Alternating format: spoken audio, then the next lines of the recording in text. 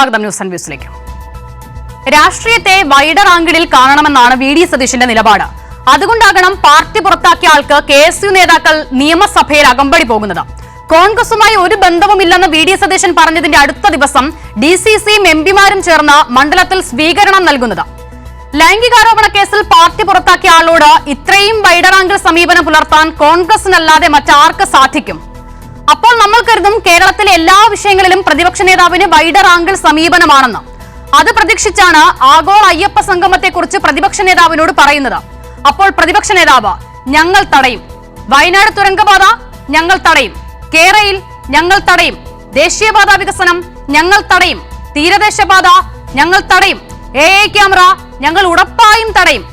ഇപ്പോൾ വന്ന് ആ മുതൽ റാ വരെ ഏതക്ഷരം കേട്ടാലും പ്രതിപക്ഷ നേതാവ് ഞങ്ങൾ തടഞ്ഞിരിക്കും. അപ്പോൾ ഈ വൈഡർ ആംഗിൾ സമീപനം ലൈംഗികാരോപണ കേസുകൾ നേരിടുന്ന ആളുകളോട് മാത്രമേ ഉള്ളൂ അല്ലേ? അങ്ങനെ ഒരു പ്രത്യേകതരം വൈഡർ ആംഗിൾ സമീപനത്തിൽ പോകുമ്പോഴാണ് നിലച്ചിരിക്കാതെ NSS മുതൽ SNDP തുടങ്ങി നാട്ടിലെ സകല സംഘടനകളുടെയും പിന്തുണ സർക്കാരിന്. എന്നാൽ പിന്നെ അവരെയൊക്കെ നേരിട്ട് തന്നെ കണ്ട് പിന്തുണ തേടാമെന്ന് പ്രതിപക്ഷ നേതാവ്. അല്ല പ്രതിപക്ഷ നേതാവേ, ജാതിമത സംഘടനകളുടെ തിണ്ണനിറങ്ങാൻ പോകില്ലെന്ന അങ്ങയുടെ പഴയ നിലപാടോ? മറന്നു, ഇത് വൈഡർ ആംഗിൾ സതീശനാണല്ലോ. എന്തായാലും വൈഡർ ആംഗിൾ സമീപനത്തിൽ കഴിഞ്ഞ ഒരു വർഷത്തിനിടെ വയനാട്ടിൽ മാത്രം ജീവൻ നഷ്ടപ്പെട്ടിട്ടുണ്ട് 5 പേർക്ക്. രാജിയിൽ KPCC മറുപടി പറയട്ടെ എന്നാണ് രാജിവെച്ച DCC അധ്യക്ഷൻ ND അപ്പച്ചന്റെ നിലപാട്. അല്പം വൈകിയാണെങ്കിലും KPCCയുടെ വൈഡർ ആംഗിൾ മറുപടി വരുമെന്ന് പ്രതീക്ഷിച്ച് കാത്തിരിക്കാം. ഇനി വിഷയത്തിൽ ചർച്ചയിൽ ചേരുന്നവർ: വി വസീഫ് CPIM-ൽ നിന്നും, അഡ്വക്കേറ്റ് വസന്ത് സിറിയ കോൺഗ്രസ് നേതാവ്, അഡ്വക്കേറ്റ് N. ലാൽകുമാർ ഇടത് രാഷ്ട്രീയ നിരീക്ഷകൻ എന്നിവരാണ്.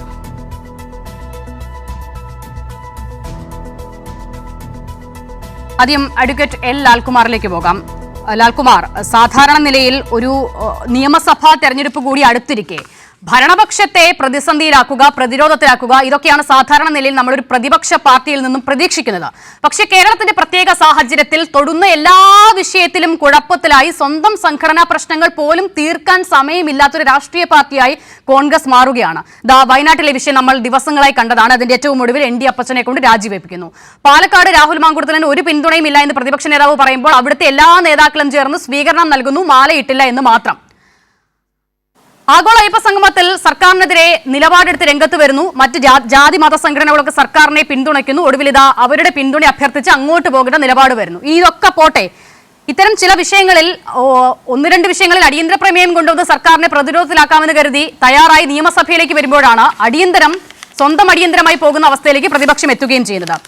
വാസ്തവത്തിൽ ഇത്രമാത്രം ഗതികെട്ടൊരു പ്രതിപക്ഷം എവിടെയെങ്കിലും ഉണ്ടാകുമോ? ചരിത്രത്തിൽ കേരളത്തിൽ നമ്മൾ ഇതുവരെ കണ്ടിട്ടുണ്ടോ ഇങ്ങനെയൊന്ന്? അത് കോൺഗ്രസ് ഇന്ന് എത്തിപ്പെട്ടിരിക്കുന്ന ഒരു അവസ്ഥ അത് അവർ തന്നെ ഉണ്ടാക്കിയെടുത്തൊരു കാര്യമാണ്.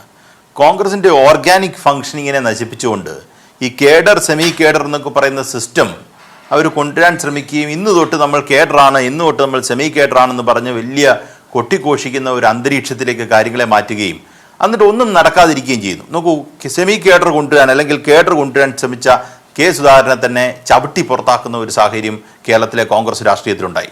എന്നിട്ട് അദ്ദേഹം തന്നെ പറയുന്നു അദ്ദേഹത്തിനെ മാറ്റിയതിന് എന്നോട് മാന്യമായിട്ട് പറഞ്ഞാൽ പോരെ എന്നുള്ള രീതിയാണ് അദ്ദേഹം പറയുന്നത്.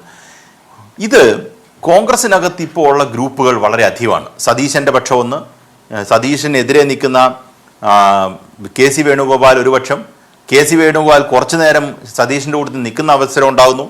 പിന്നെ A ഗ്രൂപ്പ്, ഇങ്ങനെ പല തിരുവഞ്ചൂരിൻ്റെ കൂട്ടത്തിൽ കുറേ പേര്, അങ്ങനെ കുറേ ആൾക്കാരായി ഇത് മാറിക്കഴിഞ്ഞിരിക്കുന്നു. ഒരു ചെറിയ നോക്കൂ, രാഹുൽ മാങ്കൂട്ടം എന്ന് പറയുന്ന ആള് സത്യത്തിൽ കോൺഗ്രസിന്റെ രാഷ്ട്രീയ പാരമ്പര്യം എടുത്താൽ വളരെ പാരമ്പര്യം കുറഞ്ഞ എന്നാൽ ഒരു ചെറുപ്പക്കാരനായ ആളാണ്. അയാൾ ഒരു സങ്കീർണമായ വിഷയത്തിൽ കേരളത്തിന്റെ രാഷ്ട്രീയത്തിൽ പെടുകയും മുമ്പ് ഒരിക്കലും ഇല്ലാത്ത രീതിയിൽ പെടുകയും ചെയ്തിട്ട് അതിൽ ശക്തമായ ഒരു നിലപാട് വി ഡി സതീശൻ എടുത്തു എന്ന് അദ്ദേഹം ഈ സംസ്ഥാനത്തെ ജനതയോട് പറയുകയുണ്ടായി. എന്താണ് ആ നിലപാട് കൊണ്ടുണ്ടായ ഗുണം? യഥാർത്ഥത്തിൽ അദ്ദേഹത്തിൻ്റെ മൂക്കിന് താഴെ കൂടെ ഈ പറയുന്ന കാറിൽ കോൺഗ്രസ്സുകാരോടൊപ്പം നടക്കുന്ന രാഹുൽ മാങ്കൂട്ടത്തിനെയാണ് നമ്മൾ കാണുന്നത്. ഒരല്പം മാന്യതയും മര്യാദയും അല്ലെങ്കിൽ അദ്ദേഹം ഇരിക്കുന്ന സ്ഥാനത്തിനോട് അദ്ദേഹത്തിന് ഒരു ബഹുമാനം ഉണ്ടെങ്കിൽ അദ്ദേഹം രാജിവെക്കുകയാണ് ആദ്യം വേണ്ടത്. നോക്കൂ, നിയമസഭയിലേക്ക് ഞാൻ ഒരു തീരുമാനം എടുത്തിട്ടുണ്ട് എന്ന് ഗർജിച്ചുകൊണ്ടിരുന്ന വി ഡി സതീശനെ സംബന്ധിച്ചിടത്തോളം അദ്ദേഹം നമ്മൾ പ്രതീക്ഷിച്ചിരുന്നത്, മാധ്യമങ്ങൾ ഉൾപ്പെടെയുള്ള ആൾക്കാർ പ്രതീക്ഷിച്ചിരുന്നത്, ഒരു കാരണവശാൽ ഈ മനുഷ്യൻ അല്ലെങ്കിൽ രാഹുൽ മാങ്കൂട്ടം നിയമസഭയിലേക്ക് വരില്ല, അദ്ദേഹത്തിന്റെ മൂക്കിന്റെ താഴെ കൂടെ വരികയും ചെയ്തു. പിന്നീട് വരരുതെന്നൊരു കുറിപ്പ് എഴുതി കൊടുത്തോ അല്ലെങ്കിൽ ഇറങ്ങിപ്പോകേണ്ട ഒരു സാഹചര്യം വരികയും നമ്മൾ ചെയ്തു. അപ്പൊ വി ഡി സതീശൻ എന്ന് ഞാൻ ഈ പ്രതിപക്ഷം എന്ന് പറഞ്ഞതുകൊണ്ടാണ് ഞാൻ വി ഡി സതീശനെ പിടിച്ചത്.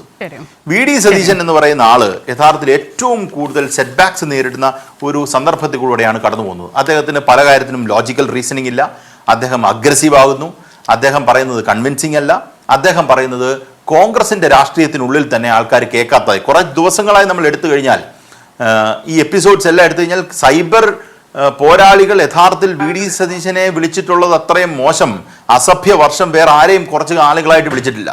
അത് ഈ പറയുന്ന നമ്മുടെ ചർച്ചകളിലൊക്കെ പങ്കെടുക്കുന്ന ഒരുപാട് നിരീക്ഷകരും, കോൺഗ്രസ് അന്ന് പങ്കെടുത്തിട്ടില്ല, അവർ പോലും പറയുന്നു ഇത് അംഗീകരിക്കാൻ പറ്റുന്നതിന് മേളിലാണ് എന്ന് മുതിർന്ന മാധ്യമപ്രവർത്തനായ പൊടിപ്പാറ സാർ എൻ്റെ കൂട്ടത്തിരിക്കുമ്പോൾ തന്നെ ഒരു ചർച്ചയ്ക്കകത്ത് പറയുന്നത് കേട്ടു. ഇതാണ് സത്യം. അപ്പൊ അങ്ങനെ ബാക്ക് ഫുട്ടിലാണ് നിൽക്കുന്നത്. ഇനി നമ്മൾ വയനാട്ടിലേക്ക് വരാം. അത് ആ ചോദ്യം കൂടെ കൃത്യമായി മറുപടി പറഞ്ഞു തന്നെ പോകാമെന്ന് വരുന്നു. വയനാട്ടിൽ കോൺഗ്രസ് ഒരു തെറ്റും ചെയ്തിട്ടില്ല എന്ന് പറഞ്ഞ കോൺഗ്രസിന് വലിയ ന്യായീകരണങ്ങളാണ് നമ്മുടെ മുന്നിൽ വന്നുകൊണ്ടിരുന്നത്. അതേ സ്ഥാനത്ത് അദ്ദേഹത്തിന്റെ ആത്മഹത്യാ കുറിപ്പിൽ തന്നെ പല നേതാക്കന്മാരെയും ബാക്ക് ഫുട്ടിലാക്കുകയും ഒരു കേസ് വരെ രജിസ്റ്റർ ചെയ്ത് മുൻകൂർ ജാമ്യത്തിലാണ് ഇപ്പോൾ അവർ. ചാർജ് ഷീറ്റ് ഫയൽ ചെയ്യാൻ പോവാന്നോ അതോ ചാർജ് ഷീറ്റ് ഫയൽ ചെയ്തോ അങ്ങനെയാണ് അതിന്റെ സ്റ്റേറ്റസ് ഇപ്പം നിൽക്കുന്നത്. അങ്ങനെ നിൽക്കുന്നൊരു സാഹചര്യം ഉണ്ടാകുന്നു. നോക്കൂ, കേരളത്തിലെ ഇടതുപക്ഷ പ്രസ്ഥാനങ്ങളും ഇടതുപക്ഷ രാഷ്ട്രീയവും ഇതിൽ മുറുകെ പിടിച്ചില്ലായിരുന്നുവെങ്കിൽ എന്താകുമായിരുന്നു ആ കുടുംബത്തിന്റെ ഈ 63 ലക്ഷത്തിന്റെ കാര്യത്തിലെങ്കിലും വിധി?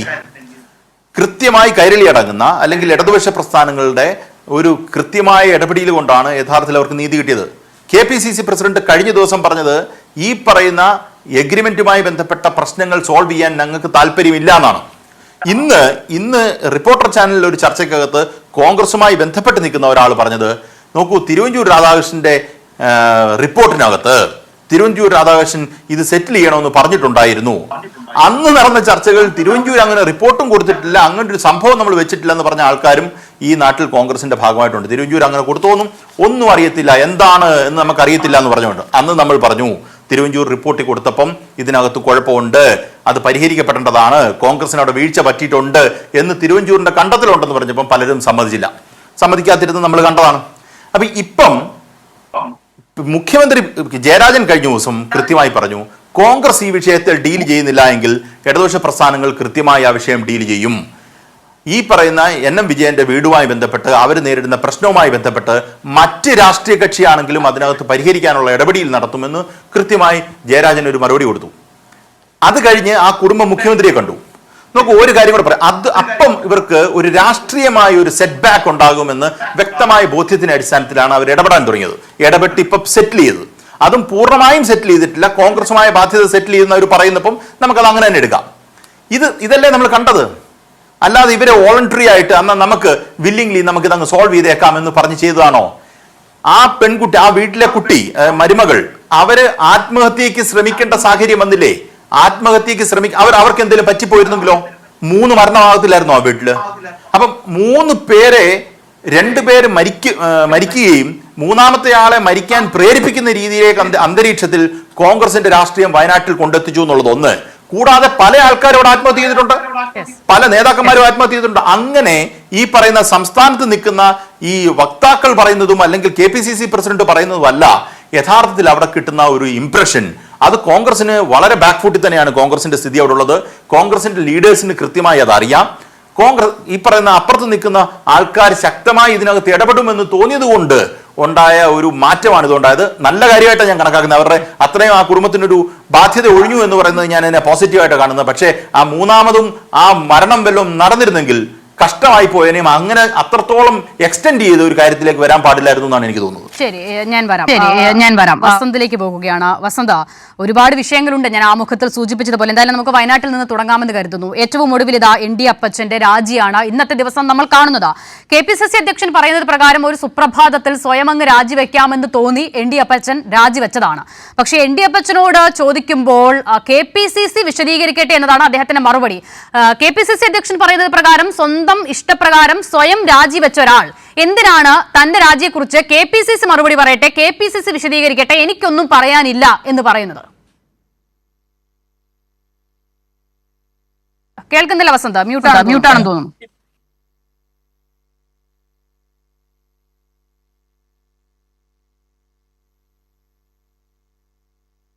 വസന്ത്, ചെറിയ പ്രശ്നമുണ്ട്, മ്യൂട്ടാണെന്നാണ് തോന്നുന്നത്, അതൊന്ന് മാറ്റി നോക്കാമോ?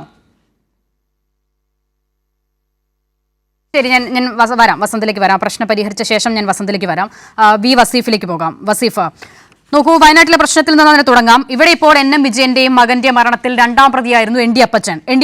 ഇന്ന് രാജിവെപ്പിച്ചോ അത് നമുക്കറിയില്ല. അത് അപ്പച്ചൻ പറയട്ടെ എന്ന് KPCC പറയട്ടെ എന്ന് അപ്പച്ചൻ. എന്തായാലും അതങ്ങനെ തുടരുകയാണ്. പക്ഷേ NM വിജയന്റെ മരണവുമായി ബന്ധപ്പെട്ട സംശയ നിഴലിൽ, ആരോപണ നിഴലിൽ നിൽക്കുന്ന ഒരാൾ മാത്രമല്ല, അതായത് അപ്പച്ചൻ മാത്രമല്ല. ആ വിഷയത്തിൽ ആരോപണത്തിന്റെ മുന നേരെ നീളുന്നത് IC ബാലകൃഷ്ണനിലേക്കാണ്. IC ബാലകൃഷ്ണൻ തുടങ്ങി ND അപ്പച്ചനിലൂടെ തുടർന്ന് വയനാട് കോൺഗ്രസുമായി ബന്ധപ്പെട്ട ഒരു വിഭാഗം എല്ലാ നേതാക്കളും ആ വിഷയത്തിൽ ഉത്തരവാദികളാണ് എന്നുള്ളതാണ് ആ ആത്മഹത്യാക്കുറിപ്പിൽ നിന്ന് നമ്മൾ മനസ്സിലാക്കിയത്. അപ്പോൾ അപ്പച്ചന്റെ മാത്രം രാജി, അങ്ങനെ ND അപ്പച്ചനെ കൊണ്ട് രാജിവെപ്പിച്ച് IC ബാലകൃഷ്ണൻ ഉൾപ്പെടെയുള്ള ആളുകളെ രക്ഷിച്ചെടുക്കുന്ന ഏറ്റവും തന്ത്രപരമായ നടപടിയിലേക്കാണോ ഇപ്പോൾ കോൺഗ്രസ് പോയിട്ടുള്ളത്? ഇവിടെ നേരത്തെ സൂചിപ്പിച്ച NM വിജയൻ്റെ മരുമകൾ, ആ കുടുംബം പറഞ്ഞൊരു വാചകമുണ്ട്: കോൺഗ്രസിൽ നിരപരാധികൾ മരിക്കുന്നു, കള്ളന്മാർ വെള്ളയിട്ട് നടക്കുന്നു എന്നുള്ളത്. നമ്മൾ കേട്ടതല്ലേ? എല്ലാ ചാനലുകൾക്ക് മുമ്പിൽ വന്ന് ആ DCC ട്രഷററുടെ മകൻ്റെ ഭാര്യ ഗത്യന്തരമില്ലാതെ പറയുകയാണ്. അത് പറഞ്ഞത് വെറുതെ പറഞ്ഞതാണ് എന്നുള്ള അഭിപ്രായമല്ല നമുക്കുള്ളത്. ഇത് വയനാടിനെ സംബന്ധിച്ചിടത്തോളം, KPCCയെ സംബന്ധിച്ചിടത്തോളം നമ്മൾ ഈ നാട്ടിൽ കണ്ടതാണ്. 5 പേരാണ് വയനാട്ടിൽ ആത്മഹത്യ ചെയ്തത്, DCCയുടെ ഭാഗമായി ഉന്നത നേതൃത്വമായി നിന്നവർ. ഇപ്പോൾ ഈ അവസാനം ഒരു പഞ്ചായത്ത് മെമ്പർ ഉൾപ്പെടെ, DCC നേതാവായിട്ടുള്ള പഞ്ചായത്ത് മെമ്പർ ഉൾപ്പെടെ, ജോസ് നെല്ലേടം, മുള്ളംകൊല്ലി പഞ്ചായത്ത് മെമ്പറായിട്ടുള്ള ജോസ് നെല്ലേടം ഉൾപ്പെടെ മരണപ്പെട്ടു. നമ്മൾ കണ്ടു. ഈ NM വിജയൻ, മകൻ ജിജേഷ്, PV ജോൺ എന്ന് പറയുന്ന DCCയുടെ ജനറൽ സെക്രട്ടറി, പിന്നെ രാജേന്ദ്രൻ പുൽപ്പള്ളി, ജോസ് നെല്ലേടം, നേരത്തെ ഞാൻ സൂചിപ്പിച്ച ജോസ് നെല്ലേടം, ഇങ്ങനെ കോൺഗ്രസിൻ്റെ 5 നേതാക്കൾ, അതിൽ 4 നേതാക്കളും ഒരാൾ ഇവരുടെ NM വിജയൻ്റെ മകനും. സുഖമില്ലാത്ത തൻ്റെ മകന് മറ്റൊരു മാർഗവുമില്ല എന്ന് കണ്ടിട്ട് അവനെ ഈ നാട്ടിൽ, ഈ ലോകത്ത് ഉപേക്ഷിച്ച് പോകാൻ മനസ്സില്ലാതെ അവനെ കൂടി കൂട്ടിപ്പോകുന്ന ഒരു വല്ലാത്ത കാഴ്ചയുണ്ടല്ലോ. എങ്ങനെയാ കേരളത്തിലെ കോൺഗ്രസ് ഈ കാഴ്ച കണ്ടിരുന്നു എന്ന് മാത്രമല്ല, എന്നിട്ടും കേരളമാകെ ഈ വിഷയം ചർച്ച ചെയ്തിട്ടും എന്താ ഇവർ പറഞ്ഞുകൊണ്ടിരുന്നത്? ഞങ്ങൾ അങ്ങനെ ഒരു കരാറും ഉണ്ടാക്കിയിട്ടില്ല എന്നുള്ളതല്ലേ. ആ കുടുംബം വന്ന് പറഞ്ഞില്ലേ, ഞങ്ങളുടെ വീട്ടിൽ നിന്ന്, ഈ ചാനലിൽ തന്നെ ഞാനും നേരത്തെ ചാനലിലെ ആങ്കറൊക്കെ ഇരിക്കുന്ന ചർച്ചയിലല്ലേ അവർ പറഞ്ഞത്, ആ കുടുംബത്തിൽ നിന്ന് പണവുമായി IC ബാലകൃഷ്ണൻ നടന്നു പോകുന്നത് കണ്ടിട്ടുണ്ട് ഞങ്ങൾ എന്ന് പറയല്ലേ. വല്ലതും വിജയത്തിന് വേണമെങ്കിൽ വിജയേട്ടൻ എടുത്തോ, ബാക്കി തന്നാൽ മതി എന്ന് പറഞ്ഞു പോലും. എന്നിട്ട് ആ പണവുമായി, ആ പൊതിക്കെട്ടുമായി കടന്നു പോകുന്ന IC ബാലകൃഷ്ണനെ കുറിച്ച് പറഞ്ഞില്ലേ ഇവര്? എന്നിട്ടും ഒരു മടിയുമില്ലാതെ കോൺഗ്രസ് നേതൃത്വം ഇങ്ങനെ നോക്കി നിൽക്കുക. ഇപ്പൊ അപ്പച്ചൻ രാജിവെച്ചു എന്ന് പറഞ്ഞു. ഒരു രാജിയിൽ അവസാനിപ്പിക്കേണ്ടതാണോ ഇത്? ഇതുവരെ ഇവർ പറഞ്ഞുകൊണ്ട് ഇരുന്നത് എന്താ? നേരത്തെ ലാല് സൂചിപ്പിച്ചു, ഗത്യന്തരമില്ലാതെയാണ് ഇവർ പണം കൊടുത്തത്. അത് AICCയോ മറ്റു പലരോ ഒക്കെ ഇടപെട്ടിട്ടായിരിക്കും ചിലപ്പോൾ ഈ പണം കൊടുത്തിട്ടുണ്ടാവുക. ഇവർ പറഞ്ഞല്ലോ, KPCCയുടെ പ്രസിഡന്റ് പറഞ്ഞല്ലോ, ഞങ്ങൾ അങ്ങനെ ഒരു കരാറുമില്ല, അങ്ങനെ ഒരു രീതിയുമില്ല, ഞങ്ങളുടെ കയ്യിൽ പണമൊന്നുമില്ല പറഞ്ഞില്ലായിരുന്നോ? എന്നിട്ടും ആ കുടുംബം വന്ന് വീണ്ടും പറഞ്ഞു, ഞങ്ങൾ സത്യാഗ്രഹം ഇരിക്കും, DCC ആഫീസിന് മുമ്പിൽ, നിങ്ങളുടെ നേതൃത്വത്തിന് മുമ്പിൽ ഞങ്ങൾ ഇരിക്കും എന്ന് പറഞ്ഞു. മുഖ്യമന്ത്രിയെ പോയി കണ്ടു. വലിയ രീതിയിൽ കേരളം ഈ വിഷയം ചർച്ച ചെയ്തപ്പോൾ ഗത്യന്തരമില്ലാതെ ഇവർ പണം കൊടുക്കേണ്ടി വന്നു. അതാ വയനാട്ടിലെ സാഹചര്യം. ഇത് വയനാട്ടിൽ മാത്രമാണോ? കേരളത്തിലെ കോൺഗ്രസ് എന്ന് പറഞ്ഞാൽ ഒരു വിശ്വാസ്യതയുള്ള നേതൃത്വമില്ലാത്തവരുടെ കൂട്ടമായി മാറി എന്നല്ലേ കാണേണ്ടത്? ഒരു വിശ്വാസ്യതയുമില്ല, എന്തും ചെയ്യും, എന്തും പ്രവർത്തിക്കും, അതിനൊരു നേതൃത്വമില്ല. മനുഷ്യർക്ക് പ്രതീക്ഷിക്കാൻ പറ്റുന്ന ഒരു നേതൃത്വമില്ലാത്ത ഒരു സംഘടനയായി കേരളത്തിലെ കോൺഗ്രസ് മാറി എന്നുള്ളതാ കാണുന്നത്. ഇത് ഈ ജനം വിലയിരുത്തുന്നുണ്ട് എന്ന് തന്നെയാണ് ഞങ്ങൾക്ക് പറയാനുള്ളത്. ഈ കോൺഗ്രസ് ഇപ്പോൾ അപ്പച്ചൻ്റെ രാജിയെ സംബന്ധിച്ച് പറയുന്ന വ്യക്തിപരമായ കാര്യമാണ് എന്നുള്ളതാ. അപ്പച്ചൻ മാത്രമല്ലല്ലോ, അവിടെ ഒരു MLA ഇല്ലേ, IC ബാലകൃഷ്ണൻ. ഒരക്ഷരം ഈ നേതൃത്വം പറഞ്ഞോ ഇതിൽ തെറ്റ് സംഭവിച്ചിട്ടുണ്ട്? എന്തിനാ വയനാട്ടിൽ ഇങ്ങനെ ബാധ്യതയുണ്ടായത്? ഈ NM വിജയന്റെ കുടുംബത്തിന്റെ ബാധ്യത ഇവർ ഏറ്റെടുക്കാൻ നിർബന്ധിതരായത് എന്തുകൊണ്ടാ? അഴിമതി നടത്തിയതാ, കൈക്കൂലി വാങ്ങിയതാ. അതല്ലേ പറഞ്ഞത്? ഇതൊന്നും ഞങ്ങൾ പറഞ്ഞതല്ലല്ലോ. ഇപ്പൊ നമുക്കെതിരെ ചാടിക്കളിക്കും ഒരു പക്ഷേ, CPM-നെ ആക്ഷേപിക്കും. പക്ഷെ അങ്ങനെയല്ല ഇതുണ്ടായത്. ഇത് ഇവര് തന്നെ പറഞ്ഞതാണ്. അദ്ദേഹത്തിന്റെ കുറിപ്പടിയാണ്.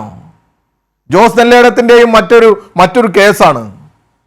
അങ്ങനെ വയനാട്ടിലും KPCC-യും ഒക്കെ ഇങ്ങനെ അഴിമതി, ക്രമക്കേട്, ഗ്രൂപ്പിസം എല്ലാം കൂടി കൊണ്ട് ഇവരങ്ങ് ആകെ വല്ലാത്ത അവസ്ഥയിൽ നിൽക്കുക. ആ ജീർണിച്ച കോൺഗ്രസിൽ നിന്നാണ് ഇപ്പോൾ അപ്പച്ചൻ രാജിവെച്ചത്. അതിനും പല രീതിയിൽ ഇവർ ന്യായീകരിച്ച് വേറൊരു തലത്തിലേക്ക് കൊണ്ടുപോകാൻ പോവുക. ഇതാണ് നമ്മൾ കണ്ടുകൊണ്ടിരിക്കുന്നത്. തീർച്ചയായിട്ടും കോൺഗ്രസിൻ്റെ നേതൃത്വം, AICC എന്ന് പറയുന്ന ഒരു സംവിധാനം ഉണ്ടെങ്കിൽ കേരളത്തിലെ കോൺഗ്രസിൻ്റെ കമ്മിറ്റിയെ പിരിച്ചുവിട്ട് അവരുടെ നേതൃത്വത്തിലുള്ള ഒരു അഡ്ഹോക്ക് കമ്മിറ്റിയോ മറ്റോ ഏൽപ്പിച്ചു കൊടുത്ത് ഈ കേരളത്തിലെ കോൺഗ്രസിന് അല്പം രാഷ്ട്രീയം പറഞ്ഞു കൊടുക്കണം, വകതിരിവുണ്ടാക്കി കൊടുക്കണം എന്ന് തന്നെയാണ് ഞങ്ങൾക്ക് പറയാനുള്ളത്. ശരി, വസന്ത് കേൾക്കാമോ? ഒന്ന് സംസാരിക്കാമോ? ഓക്കെയാണ്. ശരി, അപ്പോൾ ഞാൻ ചോദ്യത്തിലേക്ക് വരാം. വസന്ത്, നോക്കൂ, ഇവിടെ ഇപ്പോൾ NM വിജയന്റെ കുടുംബവുമായി ബന്ധപ്പെട്ട കാര്യം പറയുന്നു. NM വിജയന്റെ കുടുംബത്തെ സ്വമേധ്യ സംരക്ഷിക്കാൻ കോൺഗ്രസ് തയ്യാറായിട്ടേ ഇല്ല എന്നതിന്റെ തെളിവുകൾ ഈ കാലയളവിൽ നമ്മൾ കണ്ടതാണ്. ആ കുടുംബം NM വിജയന്റെ ആത്മഹത്യ സംഭവിക്കുന്നു. ദിവസങ്ങൾക്ക് ശേഷം ആത്മഹത്യക്കുറിപ്പ് പുറത്തു വരുന്നത് തന്നെ കോൺഗ്രസ് നേതൃത്വത്തിൽ നിന്നും അനുകൂലമായ സമീപനം ഉണ്ടാകില്ല എന്ന് ബോധ്യപ്പെട്ട സാഹചര്യത്തിലാണ്. അതിനുശേഷമുള്ള നടപടികളൊക്കെ നമ്മൾ കണ്ടു. അതങ്ങനെ ദീർഘനാളായി തുടരുന്നു. അന്ന് KPCC അധ്യക്ഷൻ K. സുധാകരനായിരുന്നു. തിരുവഞ്ചൂർ ഉൾപ്പെടെയുള്ള കമ്മിറ്റി ഇക്കാര്യങ്ങളൊക്കെ പരിശോധിക്കുന്നു. പക്ഷേ എന്നിട്ടും ഒരു നടപടിയും ഉണ്ടാകാത്ത സാഹചര്യത്തിലാണ് പത്മജ എന്ന NM വിജയന്റെ മരുമകൾക്ക് ആത്മഹത്യാശ്രമം നടത്തേണ്ടി വരുന്നത്. ഗാന്ധി ജയന്തി ദിനം മുതൽ കോൺഗ്രസിന്റെ ആഫീസുകൾക്ക് മുന്നിൽ സത്യാഗ്രഹ സമരം ഇരിക്കുമെന്ന് പറയേണ്ടി വരുന്നത്. ആ സാഹചര്യത്തിൽ ആ കുടുംബത്തെ ഏറ്റെടുക്കാമെന്ന് CPIM പറയുകയാണ്. അപ്പോൾ ഇതൊക്കെയാണ്, ഈ രാഷ്ട്രീയ സാഹചര്യങ്ങളാണ് ഇപ്പോഴെങ്കിലും ആ തുക അടച്ചു തീർക്കാൻ കോൺഗ്രസിനെ പ്രേരിപ്പിച്ചത് എന്നതിൽ തർക്കമില്ല. അതിന് പിന്നാലെ ND അപ്പച്ചന്റെ രാജിയും വരികയാണ്. അവിടെയാണ് ഞാൻ ആദ്യം ചോദിച്ചത്. ND അപ്പച്ചൻ പറയുന്നത്, KPCC അധ്യക്ഷൻ പറയുന്ന പ്രകാരം ND അപ്പച്ചൻ സ്വയം തോന്നിയങ്ങ് രാജിവെച്ചതാണ്. പക്ഷേ ND അപ്പച്ചൻ KPCC വിശദീകരിക്കട്ടെ എന്ന് പറയുകയാണ്. നോക്കൂ വസന്ത, നമ്മളിപ്പോൾ എന്റെ സ്വന്തം ഇഷ്ടപ്രകാരമാണ് ഞാൻ രാജിവെക്കുന്നതെങ്കിൽ ആ രാജിയെക്കുറിച്ച് വിശദീകരിക്കേണ്ടത് ഞാനാണോ എന്റെ സ്ഥാപനമാണോ? ആ നിലയിൽ ND അപ്പച്ചന്റെ രാജി സ്വയം ആണെങ്കിൽ അത് വിശദീകരിക്കേണ്ടത് ND അപ്പച്ചനല്ലേ? KPCC പറയട്ടെ എന്ന് എന്തിനാണ് അദ്ദേഹം പറയുന്നത്? അല്ല, അതിന് ഉത്തരം പറയാം. അതിനു മുമ്പ് അങ്ങയുടെ ഇൻട്രോയിൽ ചില എതിരഭിപ്രായങ്ങളുണ്ട്. ഒന്ന്, അങ്ങ് പറഞ്ഞത് രാഹുൽ മാങ്കൂട്ടം MLA-ക്ക് കോൺഗ്രസ് സസ്പെൻഡ് ചെയ്ത, കോൺഗ്രസിൽ ഒരു ആരോപണം ഉയർന്നു വന്നപ്പോൾ തന്നെ M. മുകേഷിനെ പോലെ സംരക്ഷിക്കാതെ കോൺഗ്രസ് പാർട്ടി അംഗത്തിൽ നിന്ന് സസ്പെൻഡ് ചെയ്ത പാലക്കാട് MLA ശ്രീ രാഹുൽ മാങ്കൂട്ടത്തിന് കോൺഗ്രസ് സ്വീകരണം കൊടുത്തു എന്ന്. അതിന്റെ പൊള്ള കഴിഞ്ഞ ദിവസങ്ങളിൽ തന്നെ കോൺഗ്രസ് മാധ്യമങ്ങളും കോൺഗ്രസുമായി ബന്ധപ്പെടുന്ന സൈബർ ഹാൻഡിലുകളും എല്ലാം പൊളിച്ച് കയ്യിൽ തന്നാണ്. അതായത് ഒരു മരണം ഉണ്ടാകുന്നു, അത് കോൺഗ്രസ് നേതാവിന്റെ ആവട്ടെ CPM നേതാവിന്റെ ആവട്ടെ, ഒരു പൊതുപ്രവർത്തകൻ അവിടെ വരുന്നു. ഇത്രയും കാലം സഹപ്രവർത്തകരായിരുന്നവർ കാണും, സംസാരിക്കും. ആ മരണ വീടാണോ സ്വീകരണ വീടായി നിങ്ങൾ കണക്കാക്കുന്നത്? നോക്കൂ, ഇനി നിങ്ങൾ പറയാനുള്ളത് ആ മരണം കോൺഗ്രസ് രാഹുൽ മാങ്കൂട്ടത്തിന് സ്വീകരണം കൊടുക്കാൻ വേണ്ടി അവിടെയുള്ള ആളെ, ഞങ്ങളുടെ മുൻ നേതാവിനെ ഞങ്ങൾ കൊല ചെയ്തതാണ് എന്നുകൂടി പറഞ്ഞാൽ പൂർത്തിയാവും. അപ്പൊ മാധ്യമ വാർത്തകൾ, സോഷ്യൽ മീഡിയയുടെ നിലവാരത്തിലേക്ക് നിങ്ങൾ താഴ്ന്നു പോകരുത് എന്ന ആഗ്രഹം കൊണ്ട് പറയാണ്. മരണ വീട് സ്വീകരണ വീടാക്കി കാണിക്കുന്നത് ആടിനെ പട്ടിയാക്കുന്ന മാധ്യമ പ്രവർത്തനമാണ്. അത് ശരിയല്ല. രണ്ട്, ശബരിമലയുമായി ബന്ധപ്പെട്ട് ആചാര സംരക്ഷണവുമായി ബന്ധപ്പെട്ട് NSSന്റെ നിലപാടുമൊക്കെ നിങ്ങൾ വിശദീകരിച്ചു. NSS അടക്കം SNDP അടക്കമുള്ള സാമുദായിക സംഘടനകൾ ഇതാ കോൺഗ്രസിനെതിരായി വരുന്നു. സമ്മതിക്കുന്നതേ, കോൺഗ്രസിനെതിരായി വന്നിരിക്കുന്നു. അവരുടെ പ്രശ്നങ്ങൾ ഞങ്ങൾ കേൾക്കും. അവർ ഞങ്ങളുടെ ഭാഗത്ത് നിന്ന് എന്തെങ്കിലും പ്രതിസന്ധികൾ ഉണ്ടായിട്ടുണ്ടെങ്കിൽ അത് പരിഹരിക്കും. അല്ലാത്ത പക്ഷം മറ്റൊരു കാര്യമുണ്ട്. അതായത് അങ്ങ് പറഞ്ഞു ആരുടെയും സാമുദായിക നേതാക്കന്മാരുടെ തിണ്ണം നിറങ്ങില്ല എന്ന് പറഞ്ഞ VD സതീശൻ ഇങ്ങനെ പറയുന്നു എന്ന്. എന്നാൽ ശബരിമല വിഷയവുമായി ബന്ധപ്പെട്ട് സുപ്രീം കോടതി വിധി വന്നതിന് ശേഷം അവിടെ പോലീസ് ആക്ഷൻ ഉണ്ടാകുന്നു. പോലീസ് ആക്ഷൻ ഉണ്ടായ ശേഷം CPM സമ്മേളനത്തെ അഭിസംബോധന ചെയ്തുകൊണ്ട് മുൻ പാർട്ടി സെക്രട്ടറി, ഇന്നത്തെ മുഖ്യമന്ത്രി, അന്നത്തെ മുഖ്യമന്ത്രി സഹാവ് പിണറായി വിജയൻ എന്താ പറഞ്ഞത്? 4 വോട്ടിന് വേണ്ടി നിലപാട് മാറ്റില്ല, 4 വോട്ടിന് വേണ്ടി നിലപാട് മാറ്റില്ല എന്ന് പറഞ്ഞ പിണറായി വിജയനാണ് ഇന്ന് 40 വോട്ടിന് വേണ്ടി സമുദായ നേതാക്കന്മാരുടെ തിണ്ണയല്ല അടുക്കളം നിരങ്ങി നിലപാട് മാറ്റുന്നത്. എന്റെ പ്രധാനപ്പെട്ട ചോദ്യം, സംശയം, ശ്രീമതി അസിത, സുപ്രീം കോടതി വിധി ഇപ്പോഴും നിലനിൽക്കുകയാണ്. അതായത് VS അച്യുതാനന്ദൻ ഗവൺമെന്റിന്റെ കാലത്ത് കൊടുത്ത സത്യവാങ്മൂലം തിരുത്തി ഉമ്മൻചാണ്ടി ഗവൺമെന്റ് കൊടുത്തു. ഇത് ഇക്വാലിറ്റിയുമായി ബന്ധപ്പെട്ട വിഷയമല്ല, അത് ആചാരവുമായി ബന്ധപ്പെട്ട വിഷയമാണ്. പിന്നീട് പിണറായി വിജയൻ ഗവൺമെന്റ് വരുമ്പോഴാണ് ആ സത്യവാങ്മൂലം വീണ്ടും തിരുത്തുകയും ആയതിന് പുറത്തൊരു സുപ്രീം കോടതി വിധി ഉണ്ടാവുകയും ചെയ്യുന്നത്. ആ വിധി ഇപ്പോഴും നിലനിൽക്കുകയാണ്. എന്റെ പ്രധാനപ്പെട്ട ചോദ്യം, വസീഫ് ഉത്തരം പറഞ്ഞാൽ മതി. നാളെ ഒരു സ്ത്രീ ശബരിമലയിൽ പ്രവേശിക്കണമെന്ന് ആവശ്യപ്പെട്ടുകൊണ്ട് സുപ്രീം കോടതിയിലെ സർട്ടിഫൈഡ് വിധിയുമായി സർട്ടിഫൈഡ് കോപ്പി ഓഫ് ഓർഡർ, അത് അഡ്വക്കേറ്റ് ലാൽകുമാർ വിശദാംശം പറഞ്ഞു തരും, ആയതുമായി ബന്ധപ്പെട്ട് ആഭ്യന്തര വകുപ്പിനെയോ DGPയോ സമീപിച്ചാൽ നിങ്ങളുടെ പോലീസ് അന്ന് കൊടുത്ത പോലത്തെ സംരക്ഷണം ഇന്നും കൊടുക്കുമോ? രണ്ട് വിഷയത്തിൽ വസന്ത് ഒരുപാട് നേരം സംസാരിച്ചതിന്റെ ചോദ്യം അതല്ലെങ്കിൽ പോലും ഇപ്പോൾ ഏറ്റവും ഒടുവിൽ വസന്ത് പറഞ്ഞു വരുന്നത് ഒരു മിനിറ്റ് വസന്ത് പറഞ്ഞതിൽ തന്നെ അതിന്റെ വൈരുദ്ധ്യമുണ്ട്, അതൊന്ന് ചൂണ്ടിക്കാണിച്ചു പോകാം. അങ്ങനെയാണെങ്കിൽ വസന്തിന് ഇത് മറ്റൊരിടത്ത് ആവർത്തിക്കാതിരിക്കാമല്ലോ. വസന്ത് പറയുന്നത് 4 വോട്ടിന് വേണ്ടി നിലപാട് മാറ്റില്ല എന്ന് പിണറായി വിജയൻ പറഞ്ഞു എന്നുള്ളതാണ്. അതിനുശേഷം വസന്ത് തന്നെ ചോദിക്കുന്നു, ഇനി മറ്റൊരാൾ വരികയാണെങ്കിൽ അല്ലെങ്കിൽ സുപ്രീം കോടതിയിൽ കൊടുത്തിട്ടുള്ള അഫിഡവിറ്റ് ഇതൊക്കെ മാറ്റാൻ തയ്യാറാകുമോ എന്ന്. അതായത് 4 വോട്ടിന് വേണ്ടി നിലപാട് മാറ്റിയിട്ടില്ലാത്തത് കൊണ്ടാണല്ലോ ആ ചോദ്യം ഇപ്പോൾ വസന്തിന് ചോദിക്കാനായത്. വസന്ത്, ഒന്നാമത്തെ കാര്യം. 2, രാഹുൽ മാങ്കൂട്ടത്തിലുമായി ബന്ധപ്പെട്ട വിഷയം, അത് ഒരു കാര്യം ഇതിൽ വസന്ത് മറുപടി പറയുള്ളൂ, അതിനുശേഷം ഞാനത് വിശദീകരിക്കാം. അതിൽ പ്രധാനപ്പെട്ട ഒരു തിരുത്തുണ്ട്. പിന്നെ സുപ്രീം കോടതി അഫിഡവിറ്റിന്റെ കാര്യത്തിൽ എനിക്ക് സംശയമുണ്ട്. എന്തായാലും വസന്ത് ഒരു നിയമവിദഗ്ധനായതുകൊണ്ട് അങ്ങ് തുടർന്നോളൂ. അല്ല, അതിൽ പ്രധാനപ്പെട്ട ഒരു തിരുത്തുണ്ട്. എന്താണ് എല്ലാ മണ്ഡലകാലത്തും ലാൽകുമാർ അങ്ങൊന്ന് വെയിറ്റ് ചെയ്യൂ പ്ലീസ്, ഒരു മിനിറ്റ്. എല്ലാ മണ്ഡലകാലത്തും അതായത് ഈ ശബരിമലയുടെ ചുമതലയുള്ള പത്തനംതിട്ട SP പുറപ്പെടുവിക്കുന്ന ഒരു നിർദ്ദേശമുണ്ട്. ആ നിർദ്ദേശത്തിൽ കഴിഞ്ഞ മണ്ഡലകാലത്ത് പറഞ്ഞിരിക്കുന്നത് ഈ പറയുന്ന ആർത്തവ സാധ്യതയുള്ള സ്ത്രീകൾ, അതായത് 6 വയസ്സിനും 60 വയസ്സിനും ഇടയ്ക്കുള്ള സ്ത്രീകൾ ശബരിമലയിൽ പ്രവേശിക്കാൻ പാടില്ല, വരേണ്ടതില്ല എന്ന് തന്നെയാണ്. അതായത് നിലപാട് നിങ്ങളുടെ പോലീസ് മാറ്റിയിട്ടുണ്ട്. ശരി, വസന്ത് ലാൽകുമാർ വഴങ്ങുകയാണല്ലോ. ലാൽകുമാർ പറഞ്ഞോളൂ. ഇവിടെ വന്നിരിക്കുന്ന ശബരിമലയുമായി ബന്ധപ്പെട്ട വിഷയത്തിലെ സുപ്രീം കോടതിയുടെ പരിഗണനയിലിരിക്കുന്ന വിഷയവുമായി ബന്ധപ്പെട്ട് വസന്ത് പറഞ്ഞ ഒരു കാര്യത്തില് ഒരു ചെറിയ ക്ലാരിഫിക്കേഷൻ ആവശ്യമുണ്ടെന്നാണ് എനിക്ക് തോന്നുന്നത്. കാര്യം എനിക്ക് ഇച്ചിരൂടെ വ്യക്തമായിട്ട് ചിലപ്പോൾ പറയാൻ പറ്റുമായിരിക്കും. നോക്കൂ, ഈ കോൺഗ്രസിന്റെയും അല്ലെങ്കിൽ BJPയുടെയും ആദ്യകാലം തൊട്ട്, ഞാൻ ഈ ആദ്യകാലം തൊട്ട് ഈ ഡിബേറ്റിൽ പങ്കെടുക്കുന്ന ഒരാളാണ്, ആദ്യം തൊട്ടേ ഇവർ പറഞ്ഞുകൊണ്ടിരുന്ന ഒരു പൊസിഷൻ സംസ്ഥാന സർക്കാരിന്റെ അഫിഡവിറ്റിനെ ബേസ് ചെയ്താണ് ജഡ്ജ്മെന്റ് വരുന്നതെന്ന്. അതല്ലേ വസന്ത് ഇപ്പൊ പറഞ്ഞത്? ചോദിച്ചേ, ഒന്ന് ക്ലാരിഫൈ ചെയ്ത് അത് കഴിഞ്ഞിട്ട് ഞാൻ മറുപടി. അത് അങ്ങനെയല്ലേ പറഞ്ഞത്? അഫിഡവിറ്റ് തിരുത്തി എന്ന് തന്നെയാണ് എന്റെ നിലപാട്. അഫിഡവിറ്റ് തിരുത്തലിനും പങ്കുണ്ട്. ഇത് കുഴപ്പമെന്നറിയോ? മതി. ആ അഫിഡവിറ്റിനെ കേന്ദ്രീകരിച്ചാണ് ഈ എൻറ്റയർ വിധിക്ക് സാധ്യത ഉണ്ടാകുന്നതാണ് പറയുന്നത്. അതൊരു തെറ്റായ വാദമാണ്. താങ്കൾ ഒരു പ്രാക്ടീസിംഗ് ലോയർ ആയതുകൊണ്ടാണ് ഞാൻ പറയുന്നത്. 5 അംഗ ബെഞ്ചിന്റെ വിധിക്കകത്ത് ഇന്ദു മൽഹോത്ര ഡിസെൻഡ് ചെയ്യാണ് ചെയ്യുന്നത്. അറിയാവോ? സംസ്ഥാന സർക്കാർ ഒറ്റ അഫിഡവിറ്റേ ഫയൽ ചെയ്തിട്ടുള്ളൂ. സംസ്ഥാന സർക്കാർ 5 ജഡ്ജിമാർക്ക് 5 അഫിഡവിറ്റ് ഫയൽ ചെയ്തിട്ടില്ല. സംസ്ഥാന സർക്കാർ ഒറ്റ അഫിഡവിറ്റാണ് ഫയൽ ചെയ്തിരിക്കുന്നത്.